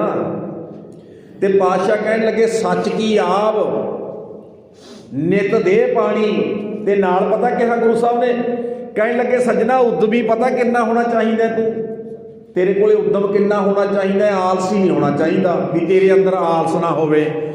ਹੁਣ ਤੁਸੀਂ ਵੇਖੋ ਤੇ ਅੱਗੇ ਉਦਾਹਰਨ ਪਤਾ ਜੀ ਕਿਹਦੀ ਦਿੱਤੀ ਹੈ, ਉਦਾਹਰਨ ਗੁਰੂ ਸਾਹਿਬ ਨੇ ਦਿੱਤੀ ਹੈ ਜੀ, ਹੋਏ ਕਿਰਸਾਨ। ਕਿਰਸਾਨ ਦੀ ਉਦਾਹਰਨ ਦਿੱਤੀ ਹੈ ਜੀ। ਕਿਰਸਾਨ ਦੀ ਉਦਾਹਰਨ ਪਹਿਲਾਂ ਗੁਰੂ ਸਾਹਿਬ ਨੇ ਕਿਉਂ ਦਿੱਤੀ ਹੈ, ਹੋਰ ਦੀ ਕਿਉਂ ਨਹੀਂ ਦਿੱਤੀ? ਕਿਉਂਕਿ ਇਸ ਧਰਤੀ ਦੇ ਤਖਤੇ ਉੱਤੇ ਪੂਰੇ ਵਰਲਡ ਦੇ ਵਿੱਚ ਸਭ ਤੋਂ ਉਦਮੀ ਇਨਸਾਨ ਜੇ ਕੋਈ ਹੈ ਉਹ ਖੇਤੀਬਾੜੀ ਕਰਨ ਵਾਲਾ ਹੈ। ਦੁਨੀਆ ਦੇ ਲੋਕ ਸੁੱਤੇ ਪਏ ਐ, ਇਹ ਪੋਹ ਮਾਘ ਦੇ ਮਹੀਨੇ ਆਪਣੀ ਖੇਤੀ ਨੂੰ ਪਾਣੀ ਲਾਉਂਦਾ ਫਿਰਦਾ ਹੈ। ਮੀਂਹ ਪੈ ਰਿਹਾ, ਦੁਨੀਆ ਦੇ ਲੋਕ ਅੰਦਰ ਵੜੇ ਹੋਏ ਆ, ਆਪਣੇ ਖੇਤ 'ਚ ਖਲੋਤਾ ਹੈ, ਇਹ ਆਪਣੇ ਖੇਤ 'ਚ ਖਲੋਤਾ ਹੈ, ਆਪਣਾ ਢਿੱਡ ਵੀ ਭਰਦਾ ਖੇਤੀਬਾੜੀ ਕਰਕੇ, ਫਸਲ ਕਰਕੇ ਆਪਣਾ ਢਿੱਡ ਵੀ ਭਰਦਾ, ਆਪਣਾ ਪਰਿਵਾਰ ਵੀ ਪਾਲਦਾ। ਇਹਦੀ ਬੀਜੀ ਹੋਈ ਖੇਤੀ ਵੱਢ ਕੇ ਲੈ ਕੇ ਆਉਂਦੀ, ਮੰਡੀ 'ਚ ਵਿਕੀ, ਹੋਰੇ ਪੂਰੇ ਸੰਸਾਰ ਦਾ ਢਿੱਡ ਵੀ ਭਰੀ ਜਾਂਦਾ ਹੈ। ਆਖੋ ਸਤਨਾਮ। ਕਿਸੇ ਆਮ ਬੰਦੇ ਦੀ ਉਦਾਹਰਨ ਨਹੀਂ ਜੀ ਗੁਰੂ ਸਾਹਿਬ ਨੇ ਦਿੱਤੀ ਧਰਮ ਕਮਾਉਣ ਵਾਸਤੇ ਵੀ ਕੋਈ ਆਲਸੀ ਬੰਦਾ। ਗੁਰੂ ਸਾਹਿਬ ਕਹਿਣ ਲੱਗੇ ਤੂੰ ਇੰਨਾ ਉਦਮੀ ਹੋਵੇ ਸੱਜਣਾ ਜਿਵੇਂ ਕਿਸਾਨ ਇਸ ਧਰਤੀ ਦੇ ਤਖਤੇ ਉੱਤੇ ਸਭ ਤੋਂ ਵੱਧ ਉਦਮੀ ਹੈ। ਕਿੰਨੀ ਮਿਹਨਤ ਕਰਦਾ, ਦੇਖ ਮਿਹਨਤ ਕਰਕੇ ਆਪ ਦਾ ਢਿੱਡ ਵੀ ਭਰਦਾ, ਪੂਰੇ ਸੰਸਾਰ ਦਾ ਸਮਾਜ ਦਾ ਢਿੱਡ ਭਰ ਰਿਹਾ, ਦੇਸ਼ ਦਾ ਢਿੱਡ ਭਰ ਰਿਹਾ। ਤੇ ਵੈਸੇ ਤਾਂ ਮੈਂ ਬੇਨਤੀ ਕਰਾਂ, ਗੁਰੂ ਸਾਹਿਬ ਕਹਿੰਦੇ ਇੰਨਾ ਉਦਮੀ ਚਾਹੀਦਾ। ਤੇ ਕਈ ਵਾਰੀ ਤੁਹਾਨੂੰ ਪਤਾ ਵੀ ਸਾਡੇ ਵਿੱਚ ਇਹੋ ਜਿਹੇ ਲੋਕ ਵੀ ਹੈਗੇ ਆ, ਜਦੋਂ ਬਾਬਾ ਜੀ ਐਂ ਕਹਿੰਦੇ ਨੇ ਅੰਮ੍ਰਿਤ ਵੇਲਾ ਸਤਨਾਮ ਵਡਿਆਈ ਵਿਚਾਰ ਕਰਮੀ ਆਵੇ ਕੱਪੜਾ ਨਦਰੀ ਮੁਖ ਦੁਆਰ। ਬਹੁਤ ਆਦ ਲੋਕ ਇਹੋ ਜਿਹੇ ਵੀ ਹੈਗੇ ਆ ਜਿਹੜੇ ਬਾਤ ਪਤਾ ਕੀ ਕਹਿੰਦੇ ਬਾਬਿਆਂ ਨੂੰ, ਕਹਿੰਦੇ ਜੀ ਅੰਮ੍ਰਿਤ ਵੇਲੇ ਤਾਂ ਸੌਣ ਦਾ ਲੱਜਤ ਆਉਂਦੀ ਹੈ, ਸਾਨੂੰ ਨਜ਼ਾਰਾ ਆਉਂਦਾ, ਨੀਂਦ ਜ਼ਿਆਦਾ ਦੱਬਦੀ ਹੈ, ਜੇ ਚੇਤੇ ਰੱਖ ਲੈਣਾ ਨੀਂਦ ਜ਼ਿਆਦਾ ਪੱਕੀ ਗੱਲ ਹੈ, ਇਹ ਯਾਦ ਰੱਖਿਓ ਤੁਸੀਂ। ਜਿਉਂ-ਜਿਉਂ ਉੱਠਣ ਦਾ ਸਮਾਂ ਹੈ, ਜਿਉਂ-ਜਿਉਂ ਪਰਮਾਤਮਾ ਨੂੰ ਯਾਦ ਕਰਨ ਦਾ ਸਮਾਂ ਹੈ, ਤੇ ਯਾਦ ਰੱਖ ਲੈਣਾ ਫਿਰ ਨੀਂਦ ਬੰਦੇ ਨੂੰ ਐਂ ਦੱਬਦੀ ਹੈ। ਤੇ ਉਹ ਪਤਾ ਹੀ ਕਹਿੰਦਾ ਆਲਸੀ ਬੰਦਾ ਕਹਿੰਦਾ ਤੁਸੀਂ ਆਪਣਾ ਜਨਮ ਸਫਲਾ ਕਰ ਲਓ, ਸਾਡੇ ਕੰਨ ਨਾ ਖਾਓ। ਆਖੋ ਸਤਨਾਮ। ਉਹ ਮੰਜੇ 'ਚ ਬੈਠਾ ਹੀ ਕਹੀ ਜਾਂਦਾ, ਪਰ ਬਾਬਾ ਕੀ ਕਹਿੰਦਾ ਹੋਏ ਕਿਰਸਾਨ ਵਰਗਾ ਉਦਮੀ ਬਣ ਸੱਜਣਾ। ਜਦੋਂ ਅੰਮ੍ਰਿਤ ਵੇਲਾ ਹੋ ਗਿਆ ਉੱਠ, ਉਦਮ ਕਰ, ਉੱਠ ਖੜਾ ਹੋ ਮੰਜੇ 'ਚੋਂ, ਆਪਣੀ ਨੀਂਦ ਦਾ ਤਿਆਗ ਕਰ, ਆਪਣੇ ਮੰਜੇ ਦੇ ਨਿੱਘ ਦਾ ਤਿਆਗ ਕਰ, ਇਸ਼ਨਾਨ ਪਾਣੀ ਕਰ, ਧੋਤੇ ਕੱਪੜੇ ਪਾ, ਗੁਰਦੁਆਰਾ ਸਾਹਿਬ ਜਾ ਕੇ ਬੈਠ ਕੇ ਗੁਰੂ ਗ੍ਰੰਥ ਸਾਹਿਬ ਦੀ ਹਜ਼ੂਰੀ ਵਿੱਚ ਬਾਣੀ ਸੁਣ, ਉੱਥੇ ਸੇਵਾ ਕਰ। ਇੰਨਾ ਉਦਮੀ ਚਾਹੀਦਾ ਸੱਜਣਾ, ਇੱਥੇ ਆ ਕੇ ਝਾੜੂ ਪੋਚਾ ਵੀ ਲਾਉਣਾ ਤੇ ਨਾਲੇ ਬਾਣੀ ਵੀ ਸੁਣਨੀ ਹੈ। ਹੋਏ ਕਿਰਸਾਨ। ਫਿਰ ਅੱਗੇ ਪਤਾ ਬਾਬੇ ਨੇ ਕੀ ਕਿਹਾ, ਈਮਾਨ ਜਮਾਈ ਲੈ। ਈਮਾਨ ਕਾਸ ਨੂੰ ਕਹਿੰਦੇ ਜੀ ਧਰਮ ਨੂੰ, ਈਮਾਨ ਜਮਾਏ ਕਾਸ ਨੂੰ ਕਹਿੰਦੇ ਪੈਦਾ ਕਰਨ ਨੂੰ। ਕਹਿਣ ਲੱਗੇ ਸੱਜਣਾ ਕੰਮ ਕਰਨਾ ਪੈਣਾ ਹੈ। ਬਾਬੇ ਨੇ ਉਦਾਹਰਨਾਂ ਜੱਟ ਦੀਆਂ ਦਿੱਤੀਆਂ, ਖੇਤੀਬਾੜੀ ਕਰਨ ਵਾਲੇ ਦੀਆਂ, ਨਾ ਗੱਲ ਧਰਮ ਦੀ ਕਰ ਰਿਹਾ ਹੈ ਬਾਬਾ। ਤੂੰ ਧਰਮ ਦੀ ਖੇਤੀ ਅੰਦਰ ਪੈਦਾ ਕਰਨੀ ਹੈ, ਆਹ ਕਿਸਾਨ ਤੋਂ ਹੀ ਸਿੱਖ ਲੈ। ਬਾਬੇ ਨੇ ਨਾ ਹੋਰਾਂ ਲੋਕਾਂ ਦੀਆਂ ਉਦਾਹਰਨਾਂ ਦੇ ਕੇ ਦੀ ਗੱਲਾਂ ਕੀਤੀਆਂ, ਸਾਡੀਆਂ ਅੱਖਾਂ ਦੇ ਸਾਹਮਣੇ ਜੋ ਰੋਜ਼ ਵਰਤਾਰਾ ਵਰਤਦਾ ਸੀਗਾ ਨਾ, ਉਹਦੀਆਂ ਉਦਾਹਰਨਾਂ ਦੇ ਕੇ ਸਮਝਾਇਆ। ਆਹ ਦੇਖ ਲੈ, ਜਿਵੇਂ ਕਿਸਾਨ ਨੇ ਖੇਤੀ ਬੀਜੀ ਹੈਗੀ, 8 ਦਿਨਾਂ ਦੇ ਵਿੱਚ ਕਣਕ ਹਰੀ ਹੋ ਕੇ ਬਾਹਰ ਆ ਗਈ ਹੈ। 6 ਮਹੀਨਿਆਂ ਤੋਂ ਪਹਿਲਾਂ ਬੱਲੀਆਂ ਲੱਗ ਜਾਣੀਆਂ, ਪੱਕ ਜਾਣੀ ਹੈ, ਵੱਢ ਕੇ ਆਪਣੇ ਘਰੇ ਲੈ ਆਵੇਗਾ, ਮਾਲਾ ਮਾਲ ਹੋ ਜਾਏਗਾ। ਆਖੋ ਸਤਨਾਮ। ਤੇ ਤੂੰ ਵੀ ਆਈ ਹੋ ਜਾਏਗਾ ਬਈ, ਤੂੰ ਵੀ ਇੱਦਾਂ ਹੀ ਹੋਏਗਾ। ਧਰਮ ਵਾਸਤੇ ਕਰਨਾ ਪੈਣਾ ਕੁਛ, ਕਿਉਂ ਜੀ? ਕਰਨਾ ਤਾਂ ਪੈਣਾ ਨਾ, ਆਉਣਾ ਵੀ ਪਵੇਗਾ, ਸੇਵਾ ਵੀ ਕਰਨੀ ਪਵੇਗੀ, ਗੁਰੂ ਦੀ ਗੱਲ ਸੁਣਨੀ ਵੀ ਪਵੇਗੀ, ਪੜ੍ਹਨੀ ਵੀ ਪਵੇਗੀ, ਮੰਨਣੀ ਵੀ ਪਵੇਗੀ। ਧਰਮ ਕੋਈ ਇਹੋ ਜਿਹੀ ਚੀਜ਼ ਨਹੀਂ ਹੈਗੀ ਜੀ ਵੀ ਤੁਹਾਡੇ ਕੋਈ ਸਿਰ ਦੇ ਵਿੱਚ ਘੋਲ ਕੇ ਮੰਤਰ ਪਾ ਦੇਵੇ, ਚੱਲ ਬਾਈ ਤੂੰ ਕੁਛ ਨਹੀਂ ਕਰਨਾ, ਕਰ ਨਵੇੜਤਾ ਕੰਮ ਤੈਨੂੰ। ਸਾਰਾ ਕੁਝ ਬੰਦੇ ਨੇ ਆਪ ਨੇ ਕਰਨਾ ਜੀ, ਬੰਦੇ ਨੇ ਆਪ ਨੇ ਕਰਨਾ। ਆਪਾਂ ਕਰਨਾ ਜੀ, ਮੈਂ ਕਰਨਾ, ਤੁਸੀਂ ਕਰਨਾ। ਤੇ ਸਤਿਗੁਰੂ ਜੀ ਕਹਿਣ ਲੱਗੇ, ਹੋਏ ਕਿਰਸਾਨ ਸੱਜਣਾ, ਕਿਰਸਾਨ ਦੀ ਤਰ੍ਹਾਂ ਉਦਮੀ ਬਣ ਜਾ, ਉਦਮ ਕਰ, ਈਮਾਨ ਜਮਾਈ ਲੈ। ਈਮਾਨ, ਜਿਵੇਂ ਜ਼ਿਮੀਦਾਰ ਖੇਤੀ ਪੈਦਾ ਕਰਦਾ ਤੇ ਤੂੰ ਆਪਣੇ ਅੰਦਰ ਧਰਮ ਦੀ ਖੇਤੀ ਪੈਦਾ ਕਰ ਲੈ ਸਕਦਾ ਹੈ। ਈਮਾਨ ਜਮਾਈ ਲੈ। ਪਿਸਤ, ਅੱਗੇ ਜੀ, ਪਿਸਤ ਦੋਜਕ ਮੂੜੇ ਏਵ ਜਾਣੀ। ਕਹਿਣ ਲੱਗੇ ਧਰਮੀ ਬੰਦੇ ਨਾ ਨਰਕ ਤੇ ਸੁਰਗ ਦੀਆਂ ਗੱਲਾਂ ਕਰਦੇ ਆ, ਨਰਕ ਤੇ ਸੁਰਗ ਦੀਆਂ ਗੱਲਾਂ ਕਰਦੇ ਆ ਨਾ। ਕਈ ਵਾਰੀ ਅਸੀਂ ਵੀ ਕਹਿ ਦਿੰਦੇ ਜੀ ਵੀ ਸਾਡੇ ਵੀ ਸ਼ਬਦ ਮੂੰਹ ਤੇ ਚੜਿਆ ਹੋਇਆ ਵੀ ਮਰਨ ਤੋਂ ਬਾਅਦ ਤੁਸੀਂ ਨਰਕਾਂ ਨੂੰ ਜਾਓਗੇ, ਪਰ ਬਾਬਾ ਪਤਾ ਕੀ ਕਹਿੰਦਾ? ਬਾਬਾ ਗੁਰੂ ਨਾਨਕ ਪਾਤਸ਼ਾਹ ਕਹਿਣ ਲੱਗੇ, ਜੇ ਤੁਸੀਂ ਆਪਣੇ ਗੁਰੂ ਨੂੰ ਟੁੱਟ ਗਏ ਜਿਉਂਦੇ ਹੋਏ, ਪਰਮਾਤਮਾ ਦੇ ਨਾਮ ਨੂੰ ਟੁੱਟ ਗਏ, ਮਰਨ ਤੋਂ ਬਾਅਦ ਤਾਂ ਨਰਕ ਤੁਹਾਨੂੰ ਮਿਲਣਾ, ਤੁਸੀਂ ਜਿਉਂਦੀ ਨਰਕਾਂ 'ਚੋਂ। ਆਖੋ ਸਤਨਾਮ। ਤੁਸੀਂ ਉਹ ਜਿਉਂਦੇ ਨੇ ਨਰਕ 'ਚੋਂ ਨਿਕਲਣ ਦੀ ਕੋਸ਼ਿਸ਼ ਕੀਤੀ ਹੈ, ਕਿਉਂ ਜੀ? ਜਿਹੜੇ ਬੰਦੇ ਨੇ ਜਿਉਂਦੇ ਨੇ ਨਰਕ 'ਚੋਂ ਨਿਕਲਣ ਦੀ ਕੋਸ਼ਿਸ਼ ਨਹੀਂ ਕੀਤੀ, ਮਰਨ ਤੋਂ ਬਾਅਦ ਮਿਲ ਜਾਏਗਾ ਜੀ ਉਹਨੂੰ ਸਵਰਗ, ਕਿਉਂ ਜੀ? ਇਹ ਜਿਉਂਦਾ ਨਰਕ 'ਚ ਰਿਹਾ, ਜਿਉਂਦਾ ਨਰਕ ਭੋਗ ਰਿਹਾ। ਤੇ ਬਾਬਾ ਜੀ ਕਹਿੰਦਾ ਪਿਸਤ ਕਹਿੰਦੇ ਜੀ ਸਵਰਗ ਨੂੰ, ਦੋਜਕ ਕਹਿੰਦੇ ਜੀ ਨਰਕ ਨੂੰ, ਮੂੜੇ ਮੂਰਖ ਏਵ ਜਾਣੀ। ਓਏ ਸੱਜਣਾ, ਇੱਕ ਗੱਲ ਚੇਤੇ ਰੱਖ ਲੈ, ਜੇ ਗੁਰੂ ਦੇ ਬਚਨ ਨਹੀਂ ਸੁਣਦਾ, ਗੁਰੂ ਦੇ ਬਚਨਾਂ ਤੇ ਅਮਲ ਨਹੀਂ ਕਰਦਾ, ਤੂੰ ਅਮਲ ਨਹੀਂ ਕਰਦਾ, ਅਮਲ ਰੂਪੀ ਤੇਰੇ ਕੋਲ ਧਰਤੀ ਹੈ ਨਹੀਂ, ਵਿੱਚ ਬੀਜ ਦਾ ਸ਼ਬਦ ਦਾ ਬੀਜ ਨਹੀਂ ਪਾਉਂਦਾ, ਸੱਚ ਦੀ ਆਪ ਦਾ ਸੰਗਤ ਕਰਨ ਵਾਲਾ ਰੋਜ਼ਾਨਾ ਪਾਣੀ ਨਹੀਂ ਦਿੰਦਾ, ਤੇ ਸੱਜਣਾ ਕਿਸਾਨ ਦੀ ਤਰ੍ਹਾਂ ਤੂੰ ਉਦਮੀ ਨਹੀਂ ਹੈਗਾ, ਤੇ ਜੇ ਤੂੰ ਗੁਰੂ ਦੇ ਬਚਨ ਨਹੀਂ ਨਾ ਮੰਨਦਾ ਤਾਂ ਐਂ ਸਮਝ ਲੈ ਤੇਰੀ ਜ਼ਿੰਦਗੀ ਨਰਕ ਵਿੱਚ ਹੈ, ਤੂੰ ਨਰਕ ਭੋਗ ਰਿਹਾ ਹੈ। ਤੇ ਜੇ ਗੁਰੂ ਦੇ ਦੱਸੇ ਕੰਮ ਕਰਦਾ ਹੈ, ਦੱਸੇ ਰਾਹ 'ਤੇ ਚੱਲਦਾ ਹੈ, ਤੇ ਸੱਜਣਾ ਜਿਉਂਦੇ ਦੀ ਜ਼ਿੰਦਗੀ ਸਵਰਗ ਵਿੱਚ ਹੈ। ਜਿਹਨੂੰ ਜਿਉਂਦੇ ਨੂੰ ਸਵਰਗ ਮਿਲਿਆ, ਮਰਨ ਤੋਂ ਬਾਅਦ ਵੀ ਮਿਲ ਜਾਏਗਾ। ਆਖੋ ਸਤਨਾਮ। ਜਿਹੜਾ ਜਿਉਂਦਾ ਹੀ ਨਹੀਂ ਗੁਰੂ ਕੋਲੇ ਆਇਆ ਹੈ, ਉਹ ਕਿਉਂ ਨਹੀਂ? ਉਹ ਕਿਉਂ ਕਿਵੇਂ ਆਸ ਰੱਖੀ ਵਾ? ਤੇ ਸਾਡੇ ਕੰਨਾਂ 'ਚ ਫੂਕ ਮਾਰ ਦਿੱਤੀ ਵੀ ਤੁਸੀਂ ਕੁਛ ਨਾ ਕਰਿਓ, ਸਾਨੂੰ ਦਾਨ ਪੁੰਨ ਕਰੀ ਜਾਇਓ, ਮਰਨ ਤੋਂ ਬਾਅਦ ਤੁਹਾਨੂੰ ਅਸੀਂ ਸਵਰਗਾਂ 'ਚ ਭੇਜਾਂਗੇ। ਡਿਊਟੀ ਆਪਣੀ ਹੈ ਜੀ, ਆਪਣੀ, ਵੀ ਤੂੰ ਆਪ ਜਾਣਾ, ਆਪ ਕਰਨਾ ਸਾਰਾ ਕੁਛ ਆਪ। ਇਹ ਧਰਮ ਜਗਤ ਦਾ ਨਾ ਸੱਤਿਆਨਾਸ਼ ਕਰਕੇ ਰੱਖ ਦਿੱਤਾ। ਜਿਹੜੇ ਲੋਕ ਇੱਦਾਂ ਕਹਿੰਦੇ ਵੀ ਤੁਸੀਂ ਕੁਛ ਨਾ ਕਰਿਓ, ਬਸ ਤੁਸੀਂ ਬਾਬੇ ਨੂੰ ਦਾਨ ਪੁੰਨ ਕਰੀ ਚੱਲੋ, ਬਸ ਕੱਲਾ ਤੁਸੀਂ ਨਾ ਗੁਰਬਾਣੀ ਪੜ੍ਹਨੀ ਹੈ, ਨਾ ਗੁਰਬਾਣੀ ਦੀ ਗੱਲ ਮੰਨਣੀ ਹੈ, ਨਾ ਸੰਗਤ ਕਰਨੀ ਹੈ, ਨਾ ਕੋਈ ਸੇਵਾ ਕਰਨੀ ਹੈ, ਬਸ ਤੁਸੀਂ ਕੱਲਾ ਦਾਨ ਪੁੰਨ ਕਰਕੇ ਨਾ ਦਾਨ ਪੁੰਨ ਕਰੀ ਚੱਲਿਓ ਬਾਬਿਆਂ ਨੂੰ।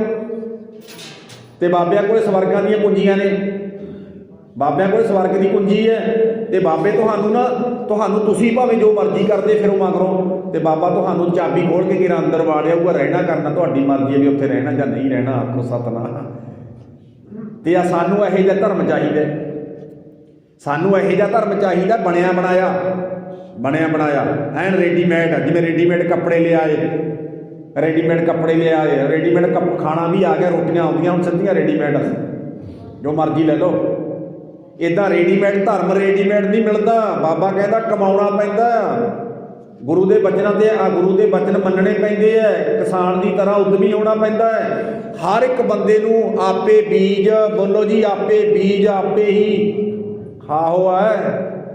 ਆਪਣਾ ਧਰਮ ਆਪ ਨੂੰ ਕਮਾਉਣਾ ਪੈਂਦਾ ਹੈ, ਆਪਣਾ ਬੀਜਿਆ ਆਪ ਨੂੰ ਵੱਢਣਾ ਪੈਂਦਾ ਤੇ ਆਪ ਨੂੰ ਖਾਣਾ ਪੈਂਦਾ, ਹੋਰ ਨਹੀਂ ਕੋਈ ਖਾਂਦਾ ਉਹਨੂੰ।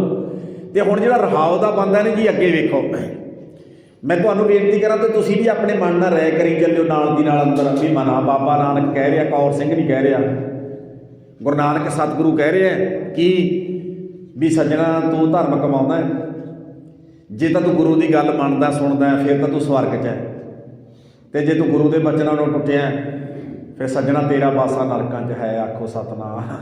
ਆਪਣੇ ਮਨ ਨਾਲ ਰਾਇ ਕਰੀ ਚੱਲੋ ਜੀ ਅੰਦਰ। ਅੱਗੇ ਹੁਣ ਗੁਰੂ ਸਾਹਿਬ ਪਤਾ ਕੀ ਕਹਿੰਦੇ, ਮਤ ਜਾਣ ਛੈ ਗੱਲੀ ਪਾਇਆ, ਮਤ ਜਾਣ ਲੈ ਸ਼ੈ ਪਰਮਾਤਮਾ ਗੱਲੀ ਪਾਇਆ। ਉਹ ਪਰਮਾਤਮਾ ਗੱਲਾਂ ਬਾਤਾਂ ਨਾਲ ਪਾਇਆ ਜਾ ਸਕਦਾ ਹੈ। ਗੱਲਾਂ ਤਾਂ ਹੁਣ ਆਪਾਂ ਵਿਚਾਰ ਤਾਂ ਆਪਾਂ ਹੁਣ ਵੀ ਕਰ ਰਹੇ ਹਾਂ ਜੀ, ਕਰ ਰਹੇ ਹਾਂ ਕੀ ਇਹ ਗੱਲਾਂ ਹੀ ਕਰ ਰਹੇ ਹਾਂ, ਰੱਬ ਦੇ ਘਰ ਦੀਆਂ ਗੱਲਾਂ ਕਰ ਰਹੇ ਹਾਂ, ਗੁਰਬਾਣੀ ਦੀਆਂ ਗੱਲਾਂ ਕਰ ਰਹੇ ਹਾਂ। ਗੁਰਬਾਣੀ ਦੀ ਵਿਚਾਰ ਕਰਨੀ ਜ਼ਰੂਰੀ ਹੈ, ਪਰ ਜੇ ਗੱਲਾਂ ਕਰਕੇ ਇੱਥੇ ਹੀ ਛੱਡਤਾ ਆਪਾਂ, ਬਾਹਰ ਘਰੇ ਲੈ ਕੇ ਨਾ ਗਏ ਕੁਛ, ਕਿਉਂ ਜੀ? ਗੱਲਾਂ ਕਰ ਦਿੱਤੀਆਂ, ਕੱਲੀਆਂ ਗੱਲਾਂ ਕੀਤੀਆਂ, ਲੈ ਕੇ ਕੁਝ ਨਾ ਗਏ, ਕਮਾਇਆ ਕੁਝ ਨਾ। ਤੇ ਬਾਬੇ ਦੇ ਸੈਨ ਨੇ, ਸੈਨ ਕਰ ਰਿਹਾ ਹਰ ਇੱਕ ਦੇ। ਮਤਾ ਜਾਣ ਸ਼ੈ ਗੱਲੀ ਪਾਇਆ, ਪਰਮਾਤਮਾ ਗੱਲਾਂ ਬਾਤਾਂ ਨਾਲ ਪਾਇਆ ਜਾ ਸਕਦਾ ਹੈ। ਤੇ ਗੱਲਾਂ ਵਾਲੇ ਹੈਣ ਘਨੇਰੇ, ਬਾਣੀ 'ਚ ਲਿਖਿਆ ਹੋਇਆ ਗੱਲਾਂ ਕਰਨ ਵਾਲਿਆਂ ਦੀ ਤਾਂ ਗਿਣਤੀ ਬਹੁਤ ਜ਼ਿਆਦਾ ਹੈ। ਉਹ ਸਤਨਾਮ। ਤੇ ਕਿਤੇ ਬਾਣੀ 'ਚ ਐ ਲਿਖਿਆ ਗੱਲੀ ਅਸੀਂ ਚੰਗੀਆਂ, ਆਚਾਰੀ ਬੁਰੀਆਂ। ਆਚਾਰ ਸਮਝਦੇ ਹੋ ਵੀ ਬੰਦਾ ਗੱਲਾਂ ਧਰਮ ਦੀਆਂ ਕਰਦਾ, ਜਦੋਂ ਕੰਮ ਕਰਦਾ ਉਦੋਂ ਦੁਨੀਆ ਦੇ ਲੋਕ ਕਹਿੰਦੇ ਹਾਂ ਉਹ ਇਹ ਨਹੀਂ ਐਂ ਕਰਦਾ, ਆਹ ਕੰਮ ਕਰਦਾ। ਇਹ ਤਰਾਸ ਹੋ ਜਾਂਦੀ ਹੈ ਕਿ ਸ਼ਰਾਬੀ ਕੋਈ ਮਰਜ਼ੀ ਕਰੇ, ਦੁਨੀਆ ਦੇ ਲੋਕ ਉਹਦੀ ਗੱਲ ਨੂੰ ਪਰ ਟਰਾਲ ਦਿੰਦੇ ਆ। ਜਿੱਦੇ ਮੇਰੇ ਵਰਗਾ, ਜਿਵੇਂ ਉਹ ਕਹਿੰਦੇ ਆ ਨਾ, ਵੈਸੇ ਕਿਸੇ ਵਿਦਵਾਨ ਨੇ ਲਿਖੀ, ਕਹਿੰਦੇ ਸ਼ਰਾਬੀ ਵਿਚਾਰਾ ਅੱਗੇ ਜਾਂਦਾ ਸੀ, ਮਗਰ ਮੇਰੇ ਵਰਗਾ ਜਾਂਦਾ ਸੀ, ਸ਼ਰਾਬੀ ਡਿੱਗ ਪਿਆ ਕਰੇ, ਖੜਾ ਹੋ ਜਾ ਕਰੇ। ਮੇਰੇ ਵਰਗੇ ਨੇ ਕਿਹਾ ਉਹ ਭਰਾਵਾ ਉਹ 2-3 ਵਾਰੀ ਡਿੱਗ ਪਿਆ, ਖੜਾ ਹੋ ਕੇ ਜਦ ਸਿੱਧਾ ਹੋ ਕੇ ਤੁਰ, ਤੇਰੇ ਗੋਡੇ 'ਤੇ ਸੱਟ ਲੱਗ ਜਾਣੀ ਹੈ, ਤੇਰੇ ਲੱਤ 'ਤੇ ਸੱਟ ਲੱਗ ਜਾਣੀ ਹੈ। ਸ਼ਰਾਬੀ ਅੱਗੋਂ ਖੜਾ ਹੋ ਕੇ ਮੇਰੇ ਵਰਗੇ ਨੂੰ ਪਤਾ ਕਹਿੰਦਾ ਉਹ ਭਰਾਵਾ ਮੈਂ ਦਿਹਾੜੀ 'ਚ 100 ਵਾਰ ਡਿੱਗਦਾ, 100 ਵਾਰ ਖੜਾ ਹੁੰਦਾ, ਮੈਨੂੰ ਲੋਕ ਵੇਖਦੇ ਨਹੀਂ ਹੈ। ਪਰ ਇੱਕ ਗੱਲ ਚੇਤੇ ਰੱਖੀ ਸੱਜਣਾ, ਤੇਰੇ ਧਰਮ ਦੇ ਕੱਪੜੇ ਪਾਇਆ, ਤੂੰ ਨਾ ਡਿੱਗ ਪਵੀਂ। ਜੇ ਤੂੰ ਡਿੱਗ ਪਿਆ ਨਾ, ਮੁੜ ਕੇ ਖੜਾ ਨਹੀਂ ਹੋਇਆ ਜਾਣਾ। ਆਖੋ ਸਤਨਾਮ। ਉਹ ਵੀ ਪੁੱਠਾ ਮੁੜ ਕੇ ਕਹੇਗਾ ਤਾਂ ਇੱਥੋਂ ਨਹੀਂ ਖੜਾ ਹੋਇਆ ਜਾਣਾ, ਤੂੰ ਨਾ ਡਿੱਗ ਪਵੀਂ। ਧਰਮ ਕਮਾਉਣ ਦਾ ਵਿਸ਼ਾ ਹੈ। ਤੇ ਬਾਬਾ ਜੀ ਕਹਿੰਦਾ ਗੱਲੀ ਅਸੀਂ ਚੰਗੀਆਂ, ਗੱਲਾਂ ਬਾਤਾਂ ਨਾਲ ਤਾਂ ਬੜਾ ਚੰਗਾ ਬਣਦਾ। ਆਚਾਰੀ ਬੁਰੀਆਂ, ਜਦੋਂ ਬੰਦੇ ਦਾ ਕਿਰਦਾਰ ਵੇਖਿਆ ਜਾਂਦਾ ਹੈ, ਜਦੋਂ ਬੰਦੇ ਦਾ ਚਾਲ ਚੱਲਣ ਵੇਖਿਆ ਜਾਂਦਾ, ਬੁਰਿਆਂ ਨਾਲੋਂ ਵੀ ਬੁਰਾ ਹੈ। ਆਚਾਰੀ ਬੁਰੀਆਂ, ਮਨੋ ਕਸੁੱਧਾ ਕਾਲੀਆਂ, ਮਨੋ ਅੰਦਰੋਂ।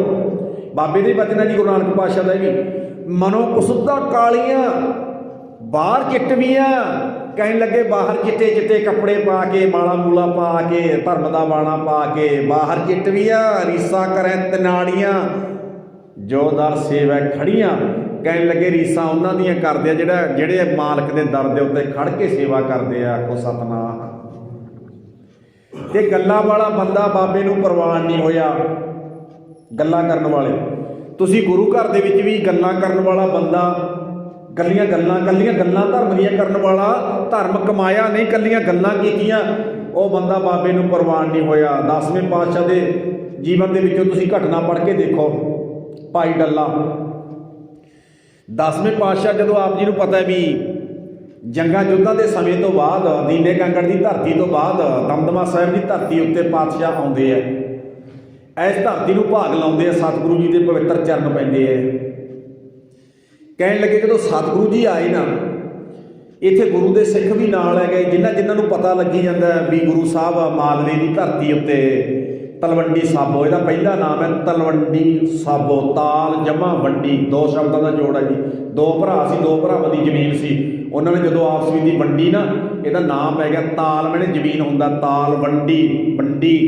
ਦੋਨੇ ਭਰਾਵਾਂ ਨੇ ਜਦੋਂ ਜ਼ਮੀਨ ਵੰਡੀ, ਇਹਦਾ ਨਾਮ ਪਿਆ ਸੀ ਤਲਵੰਡੀ।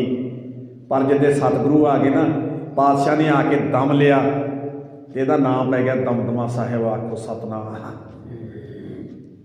ਜਦੋਂ ਪਤਾ ਲੱਗਿਆ ਨਾ ਸੰਗਤਾਂ ਨੂੰ ਵੀ 10ਵੇਂ ਪਾਤਸ਼ਾਹ ਉੱਧਰ ਚਲੇ ਗਏ ਹੈ, ਤੇ ਸੰਗਤਾਂ ਆ ਰਹੀਆਂ, ਸੰਗਤਾਂ ਗੁਰੂ ਸਾਹਿਬ ਦੇ ਦਰਸ਼ਨ ਕਰਨ ਵਾਸਤੇ ਆ ਰਹੀਆਂ।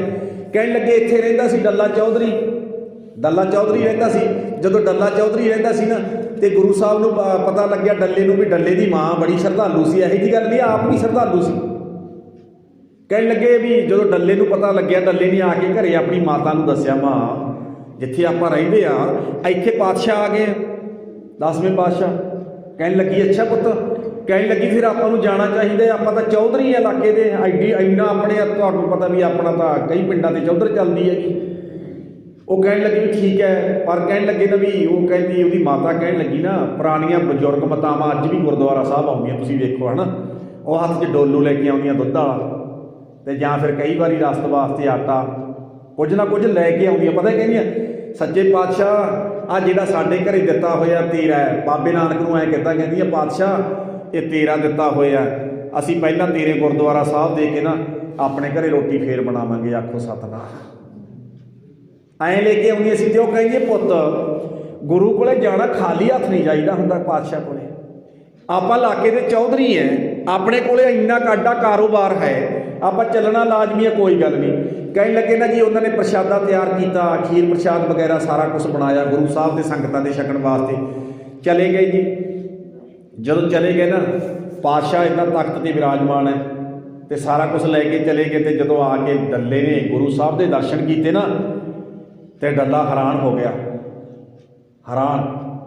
ਹੈਰਾਨ ਕਿੱਦਾਂ ਹੁੰਦਾ?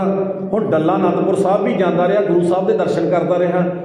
ਜਦੋਂ ਵੇਖਿਆ ਹੈ ਸਮਝ ਆਇਆ, ਸਮਝ ਲਓ ਵੀ ਗੁਰੂ ਸਾਹਿਬ ਦੇ ਜੋ ਤਨ ਦੇ ਉੱਤੇ ਪਾਇਆ ਹੋਇਆ ਚੋਲਾ ਹੈ ਉਹ ਵੀ ਲੀਰੋ ਲੀਰ ਹੈ। ਸਤਿਗੁਰੂ ਜੀ ਦੇ ਚਰਨਾਂ ਦੇ ਵਿੱਚੋਂ ਖੂਨ ਸਿਮਦਾ ਹੈ।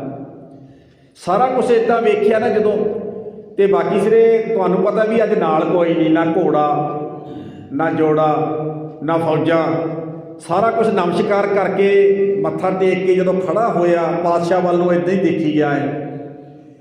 ਜਦੋਂ ਵੇਖ ਕੇ ਨਾ ਅਖੀਰ ਦੇ ਉੱਤੇ ਰਹਿ ਨਹੀਂ ਸਕਿਆ, ਸਤਿਗੁਰੂ ਜੀ ਨੂੰ ਪੁੱਛਣ ਲੱਗਿਆ, ਪਾਤਸ਼ਾਹ ਮੈਂ ਅਨੰਦਪੁਰ ਸਾਹਿਬ ਦੀ ਧਰਤੀ ਉੱਤੇ ਜਦੋਂ ਤੁਹਾਨੂੰ ਮੈਂ ਵੇਖਦਾ ਹੁੰਦਾ, ਤੁਹਾਡੇ ਦਰਸ਼ਨ ਕਰਦਾ ਸੀ ਪਾਤਸ਼ਾਹ ਜੀ, ਤੁਸੀਂ ਤਖਤ ਦੇ ਉੱਤੇ ਵਿਰਾਜਮਾਨ ਹੁੰਦੇ ਸੀ, ਤੁਹਾਡੇ ਸੀਸ ਦੇ ਉੱਤੇ ਪ੍ਰਸ਼ਾਦੀ ਹਾਥੀ ਚੌਰ ਕਰਦਾ ਹੁੰਦਾ ਸੀ ਪਾਤਸ਼ਾਹ, ਮੈਂ ਵੇਖ ਕੇ ਆਇਆ ਅੱਖਾਂ ਨਾਲ। ਸਤਿਗੁਰੂ ਅੱਜ ਤੁਹਾਡਾ ਹਾਲ, ਅੱਜ ਤੁਹਾਡੇ ਕੋਲ ਨਾ ਜੋੜਾ ਨਾ ਘੋੜਾ, ਨਾ ਤੁਹਾਡੇ ਕੋਲ ਕੁਝ ਵੀ ਨਹੀਂ ਹੈ, ਅੱਜ ਤੁਹਾਡਾ ਖਾਲਸਾ। ਤੇ 10ਵੇਂ ਪਾਤਸ਼ਾਹ ਨੇ ਕਿਹਾ ਵੀ ਸਿੱਖਾ ਕੋਈ ਗੱਲ ਨਹੀਂ, ਤੈਨੂੰ ਦੱਸਦਾ ਇੱਕ ਸਿੱਖ ਦੀ ਡਿਊਟੀ ਲਾਤੀ ਪਾਤਸ਼ਾਹ ਨੇ, ਜਾਂ ਜਾ ਕੇ ਡੱਲੇ ਨੂੰ ਸਾਰਾ ਕੁਛ ਦੱਸ ਦੇ ਕਿੱਦਾਂ ਹੋਇਆ।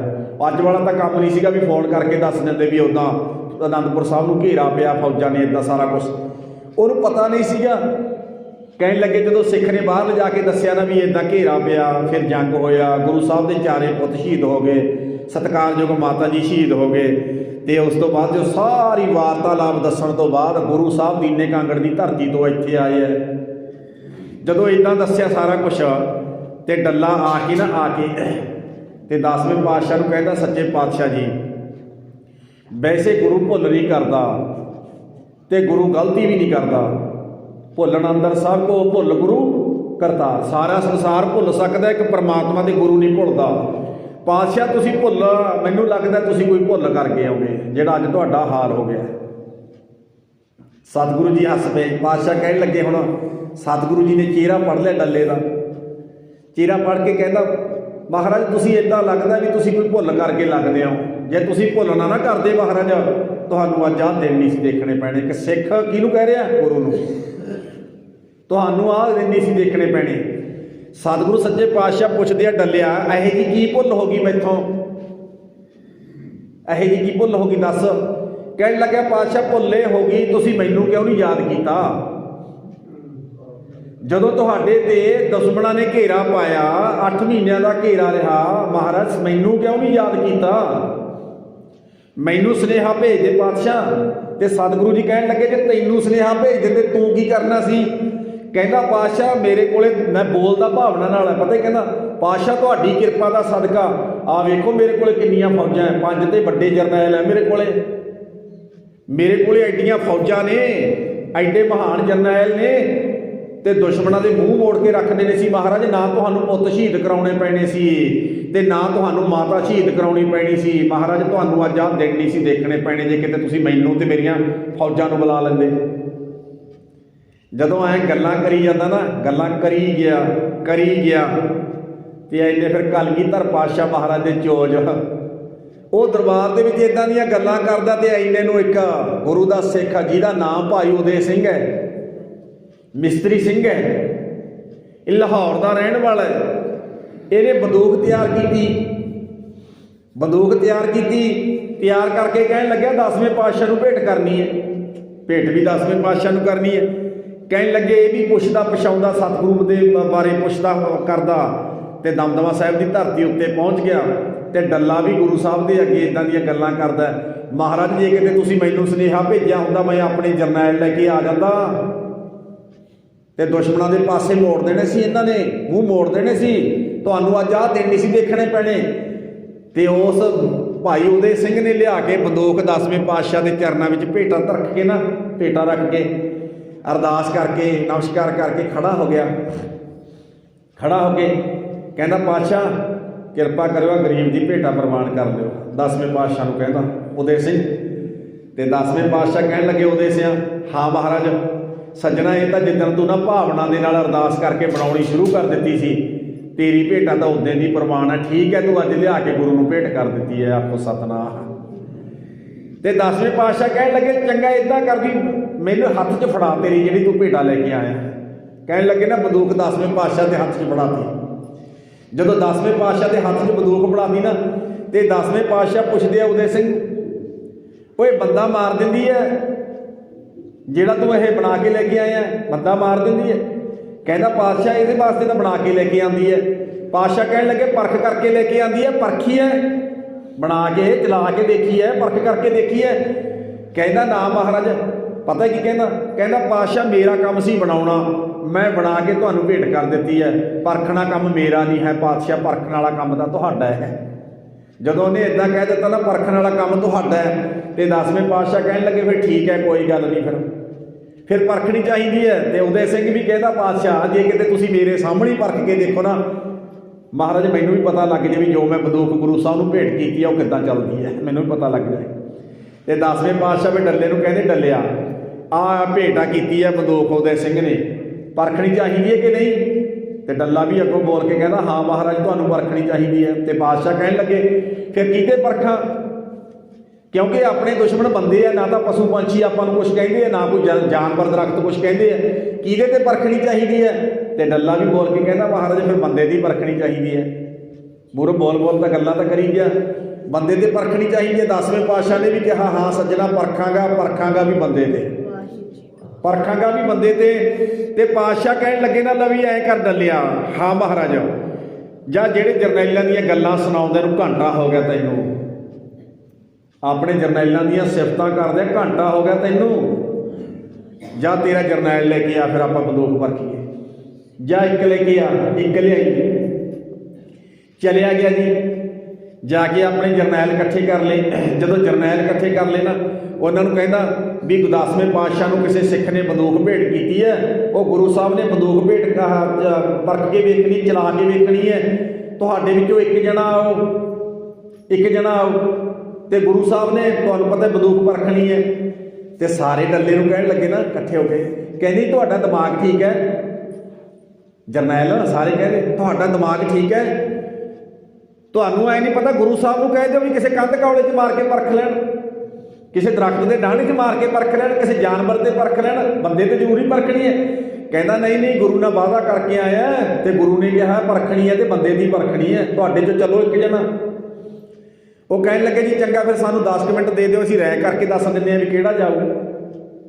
ਜਦੋਂ ਪਾਸੇ ਹੋ ਕੇ ਉਹਨਾਂ ਨੂੰ 10 ਮਿੰਟ ਟਾਈਮ ਦੇ ਦਿੱਤਾ ਤੇ ਉਹਨਾਂ ਨੇ ਰਾਏ ਕਰੀ ਨਾ ਸਾਰਿਆਂ ਨੇ। ਉਹ ਕਹਿਣ ਲੱਗੇ ਵੀ ਡੱਲਾ ਦਾ ਦਿਮਾਗ ਖਰਾਬ ਹੋ ਗਿਆ ਤੇ ਆਪਾਂ ਐਂ ਕਰੋ ਆਪਾਂ 5 ਜਵਾਬ ਦੇ ਦਿਓ। ਉਹ ਕਹਿੰਦਾ ਮੈਂ ਮਰਨ ਨੂੰ ਤਿਆਰ ਨਹੀਂ, ਉਹ ਕਹਿੰਦਾ ਮੈਂ ਮਰਨ ਨੂੰ ਤਿਆਰ ਨਹੀਂ, ਉਹ ਕਹਿੰਦਾ ਮੈਂ ਮਰਨ ਨੂੰ ਤਿਆਰ ਨਹੀਂ। ਤੇ 5 ਜਰਨੈਲ ਇਕੱਠੇ ਹੋ ਕੇ ਆ ਕੇ ਡੱਲੇ ਨੂੰ ਜਵਾਬ ਦੇ ਦਿੱਤਾ। ਡੱਲੇ ਨੂੰ ਪਤਾ ਕਹਿੰਦੇ ਜੀ ਫੌਜ ਜੇ ਕੋਈ ਤੁਹਾਡੇ ਤੇ ਚੜ੍ਹ ਕੇ ਆਵੇ, ਦੁਸ਼ਮਣ ਚੜ੍ਹ ਕੇ ਆਵੇ, ਉੱਥੇ ਮੈਦਾਨੇ ਜੰਗ 'ਚ ਤਾਂ ਲੜ ਸਕਦੇ ਆ, ਬੇਨਾਈ ਮੌਤ ਸਾਥੋਂ ਨਹੀਂ ਮਰਿਆ ਜਾਂਦਾ, ਤਾਂ ਬੇਨਾਈ ਮੌਤ ਮਰਨਾ ਹੈ, ਆਖੋ ਸਤਨਾਮ। ਐਦਾਂ ਤਾਂ ਨਹੀਂ ਹੁੰਦਾ ਬਈ ਸਾਥੋਂ, ਇਹ ਤਾਂ ਨਹੀਂ ਮਰਿਆ ਜਾਂਦਾ। ਉਹ ਫਿਰ ਤੁਹਾਨੂੰ ਪਤਾ ਵੀ ਉਹਨੇ 1-2 ਵਾਰੀ ਐਂ ਵੀ ਕਿਹਾ।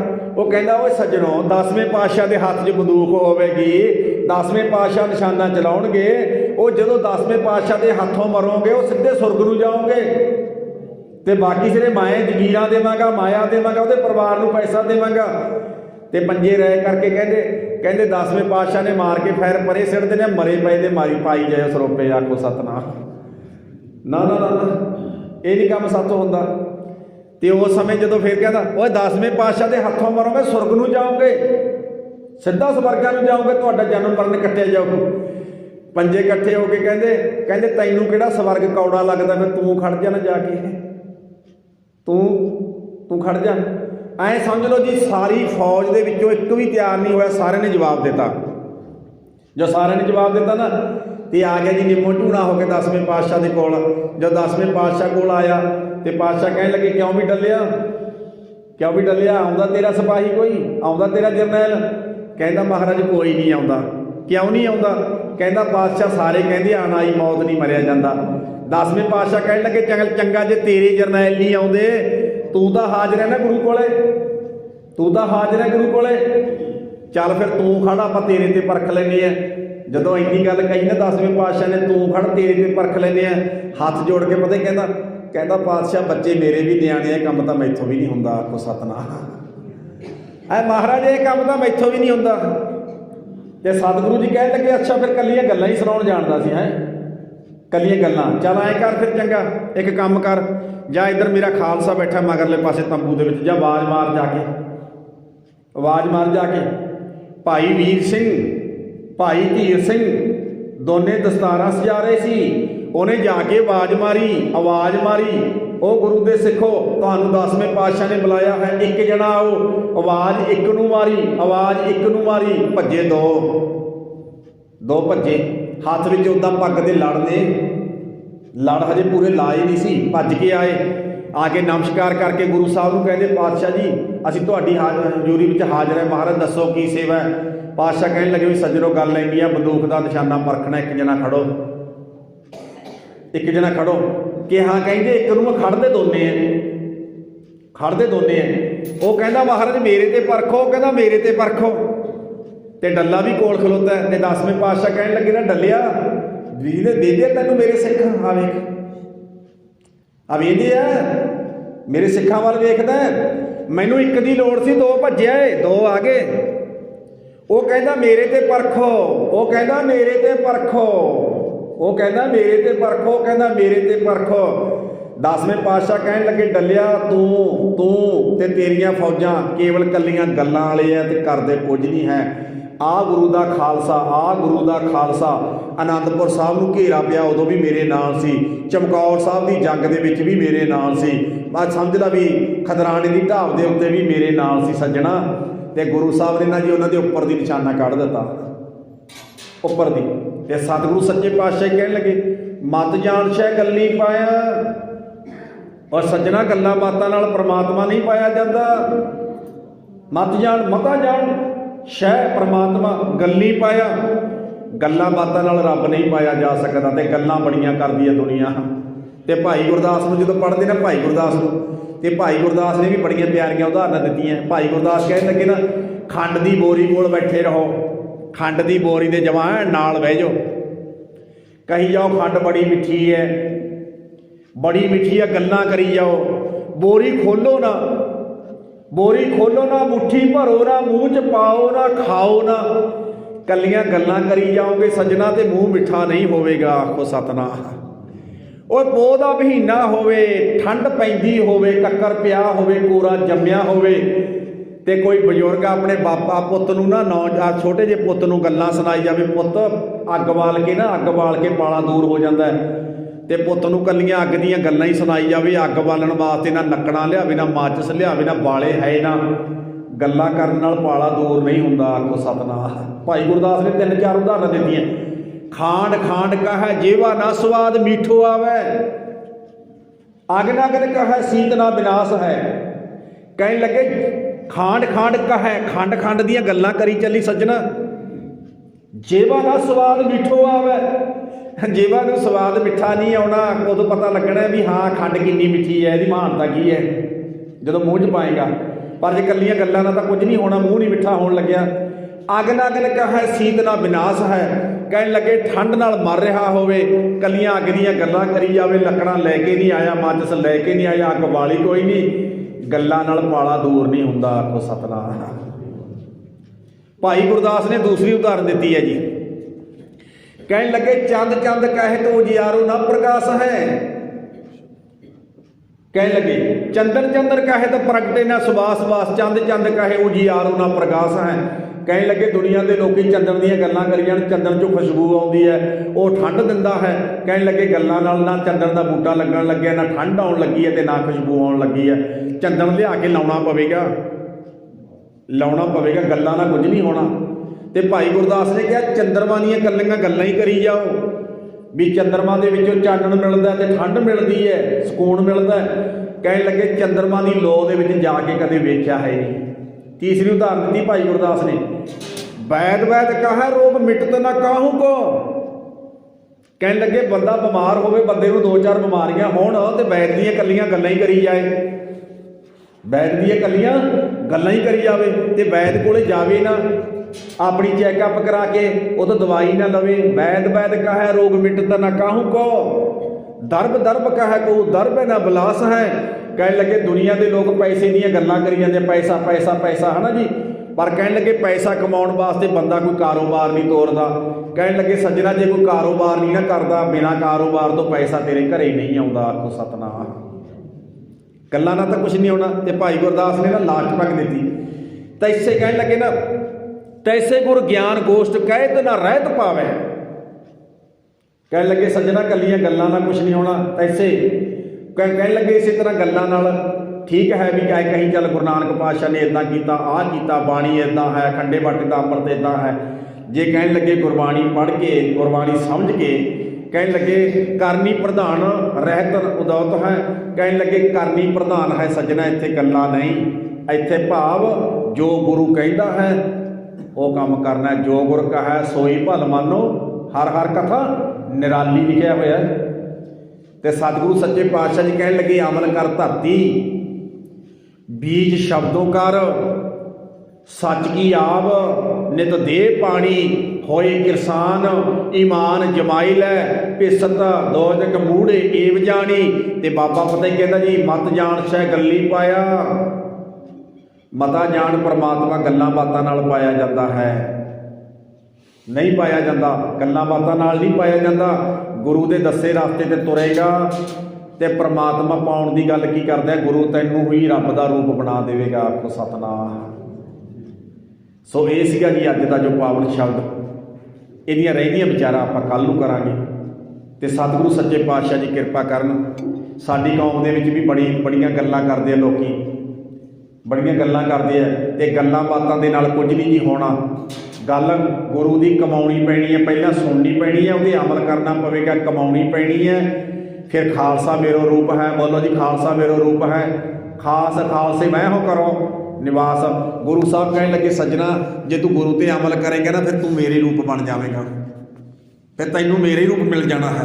ਭਾਵ ਖੰਡੇ ਬਾਟੇ ਦਾ ਅੰਮ੍ਰਿਤ ਛਕ ਕੇ ਗੁਰੂ ਵਾਲਾ ਬਣ, ਨਾਮ ਬਾਣੀ ਦੇ ਨਾਲ ਜੁੜ, ਫਿਰ ਸਾਡਾ ਇਹ ਲੋਕ ਸੁਖੀਏ ਪਰਲੋਕ ਸੁਹੇਲੇ, ਨਾਨਕ ਹਰ ਪ੍ਰਭ ਆਪੇ ਮਿਲੇ।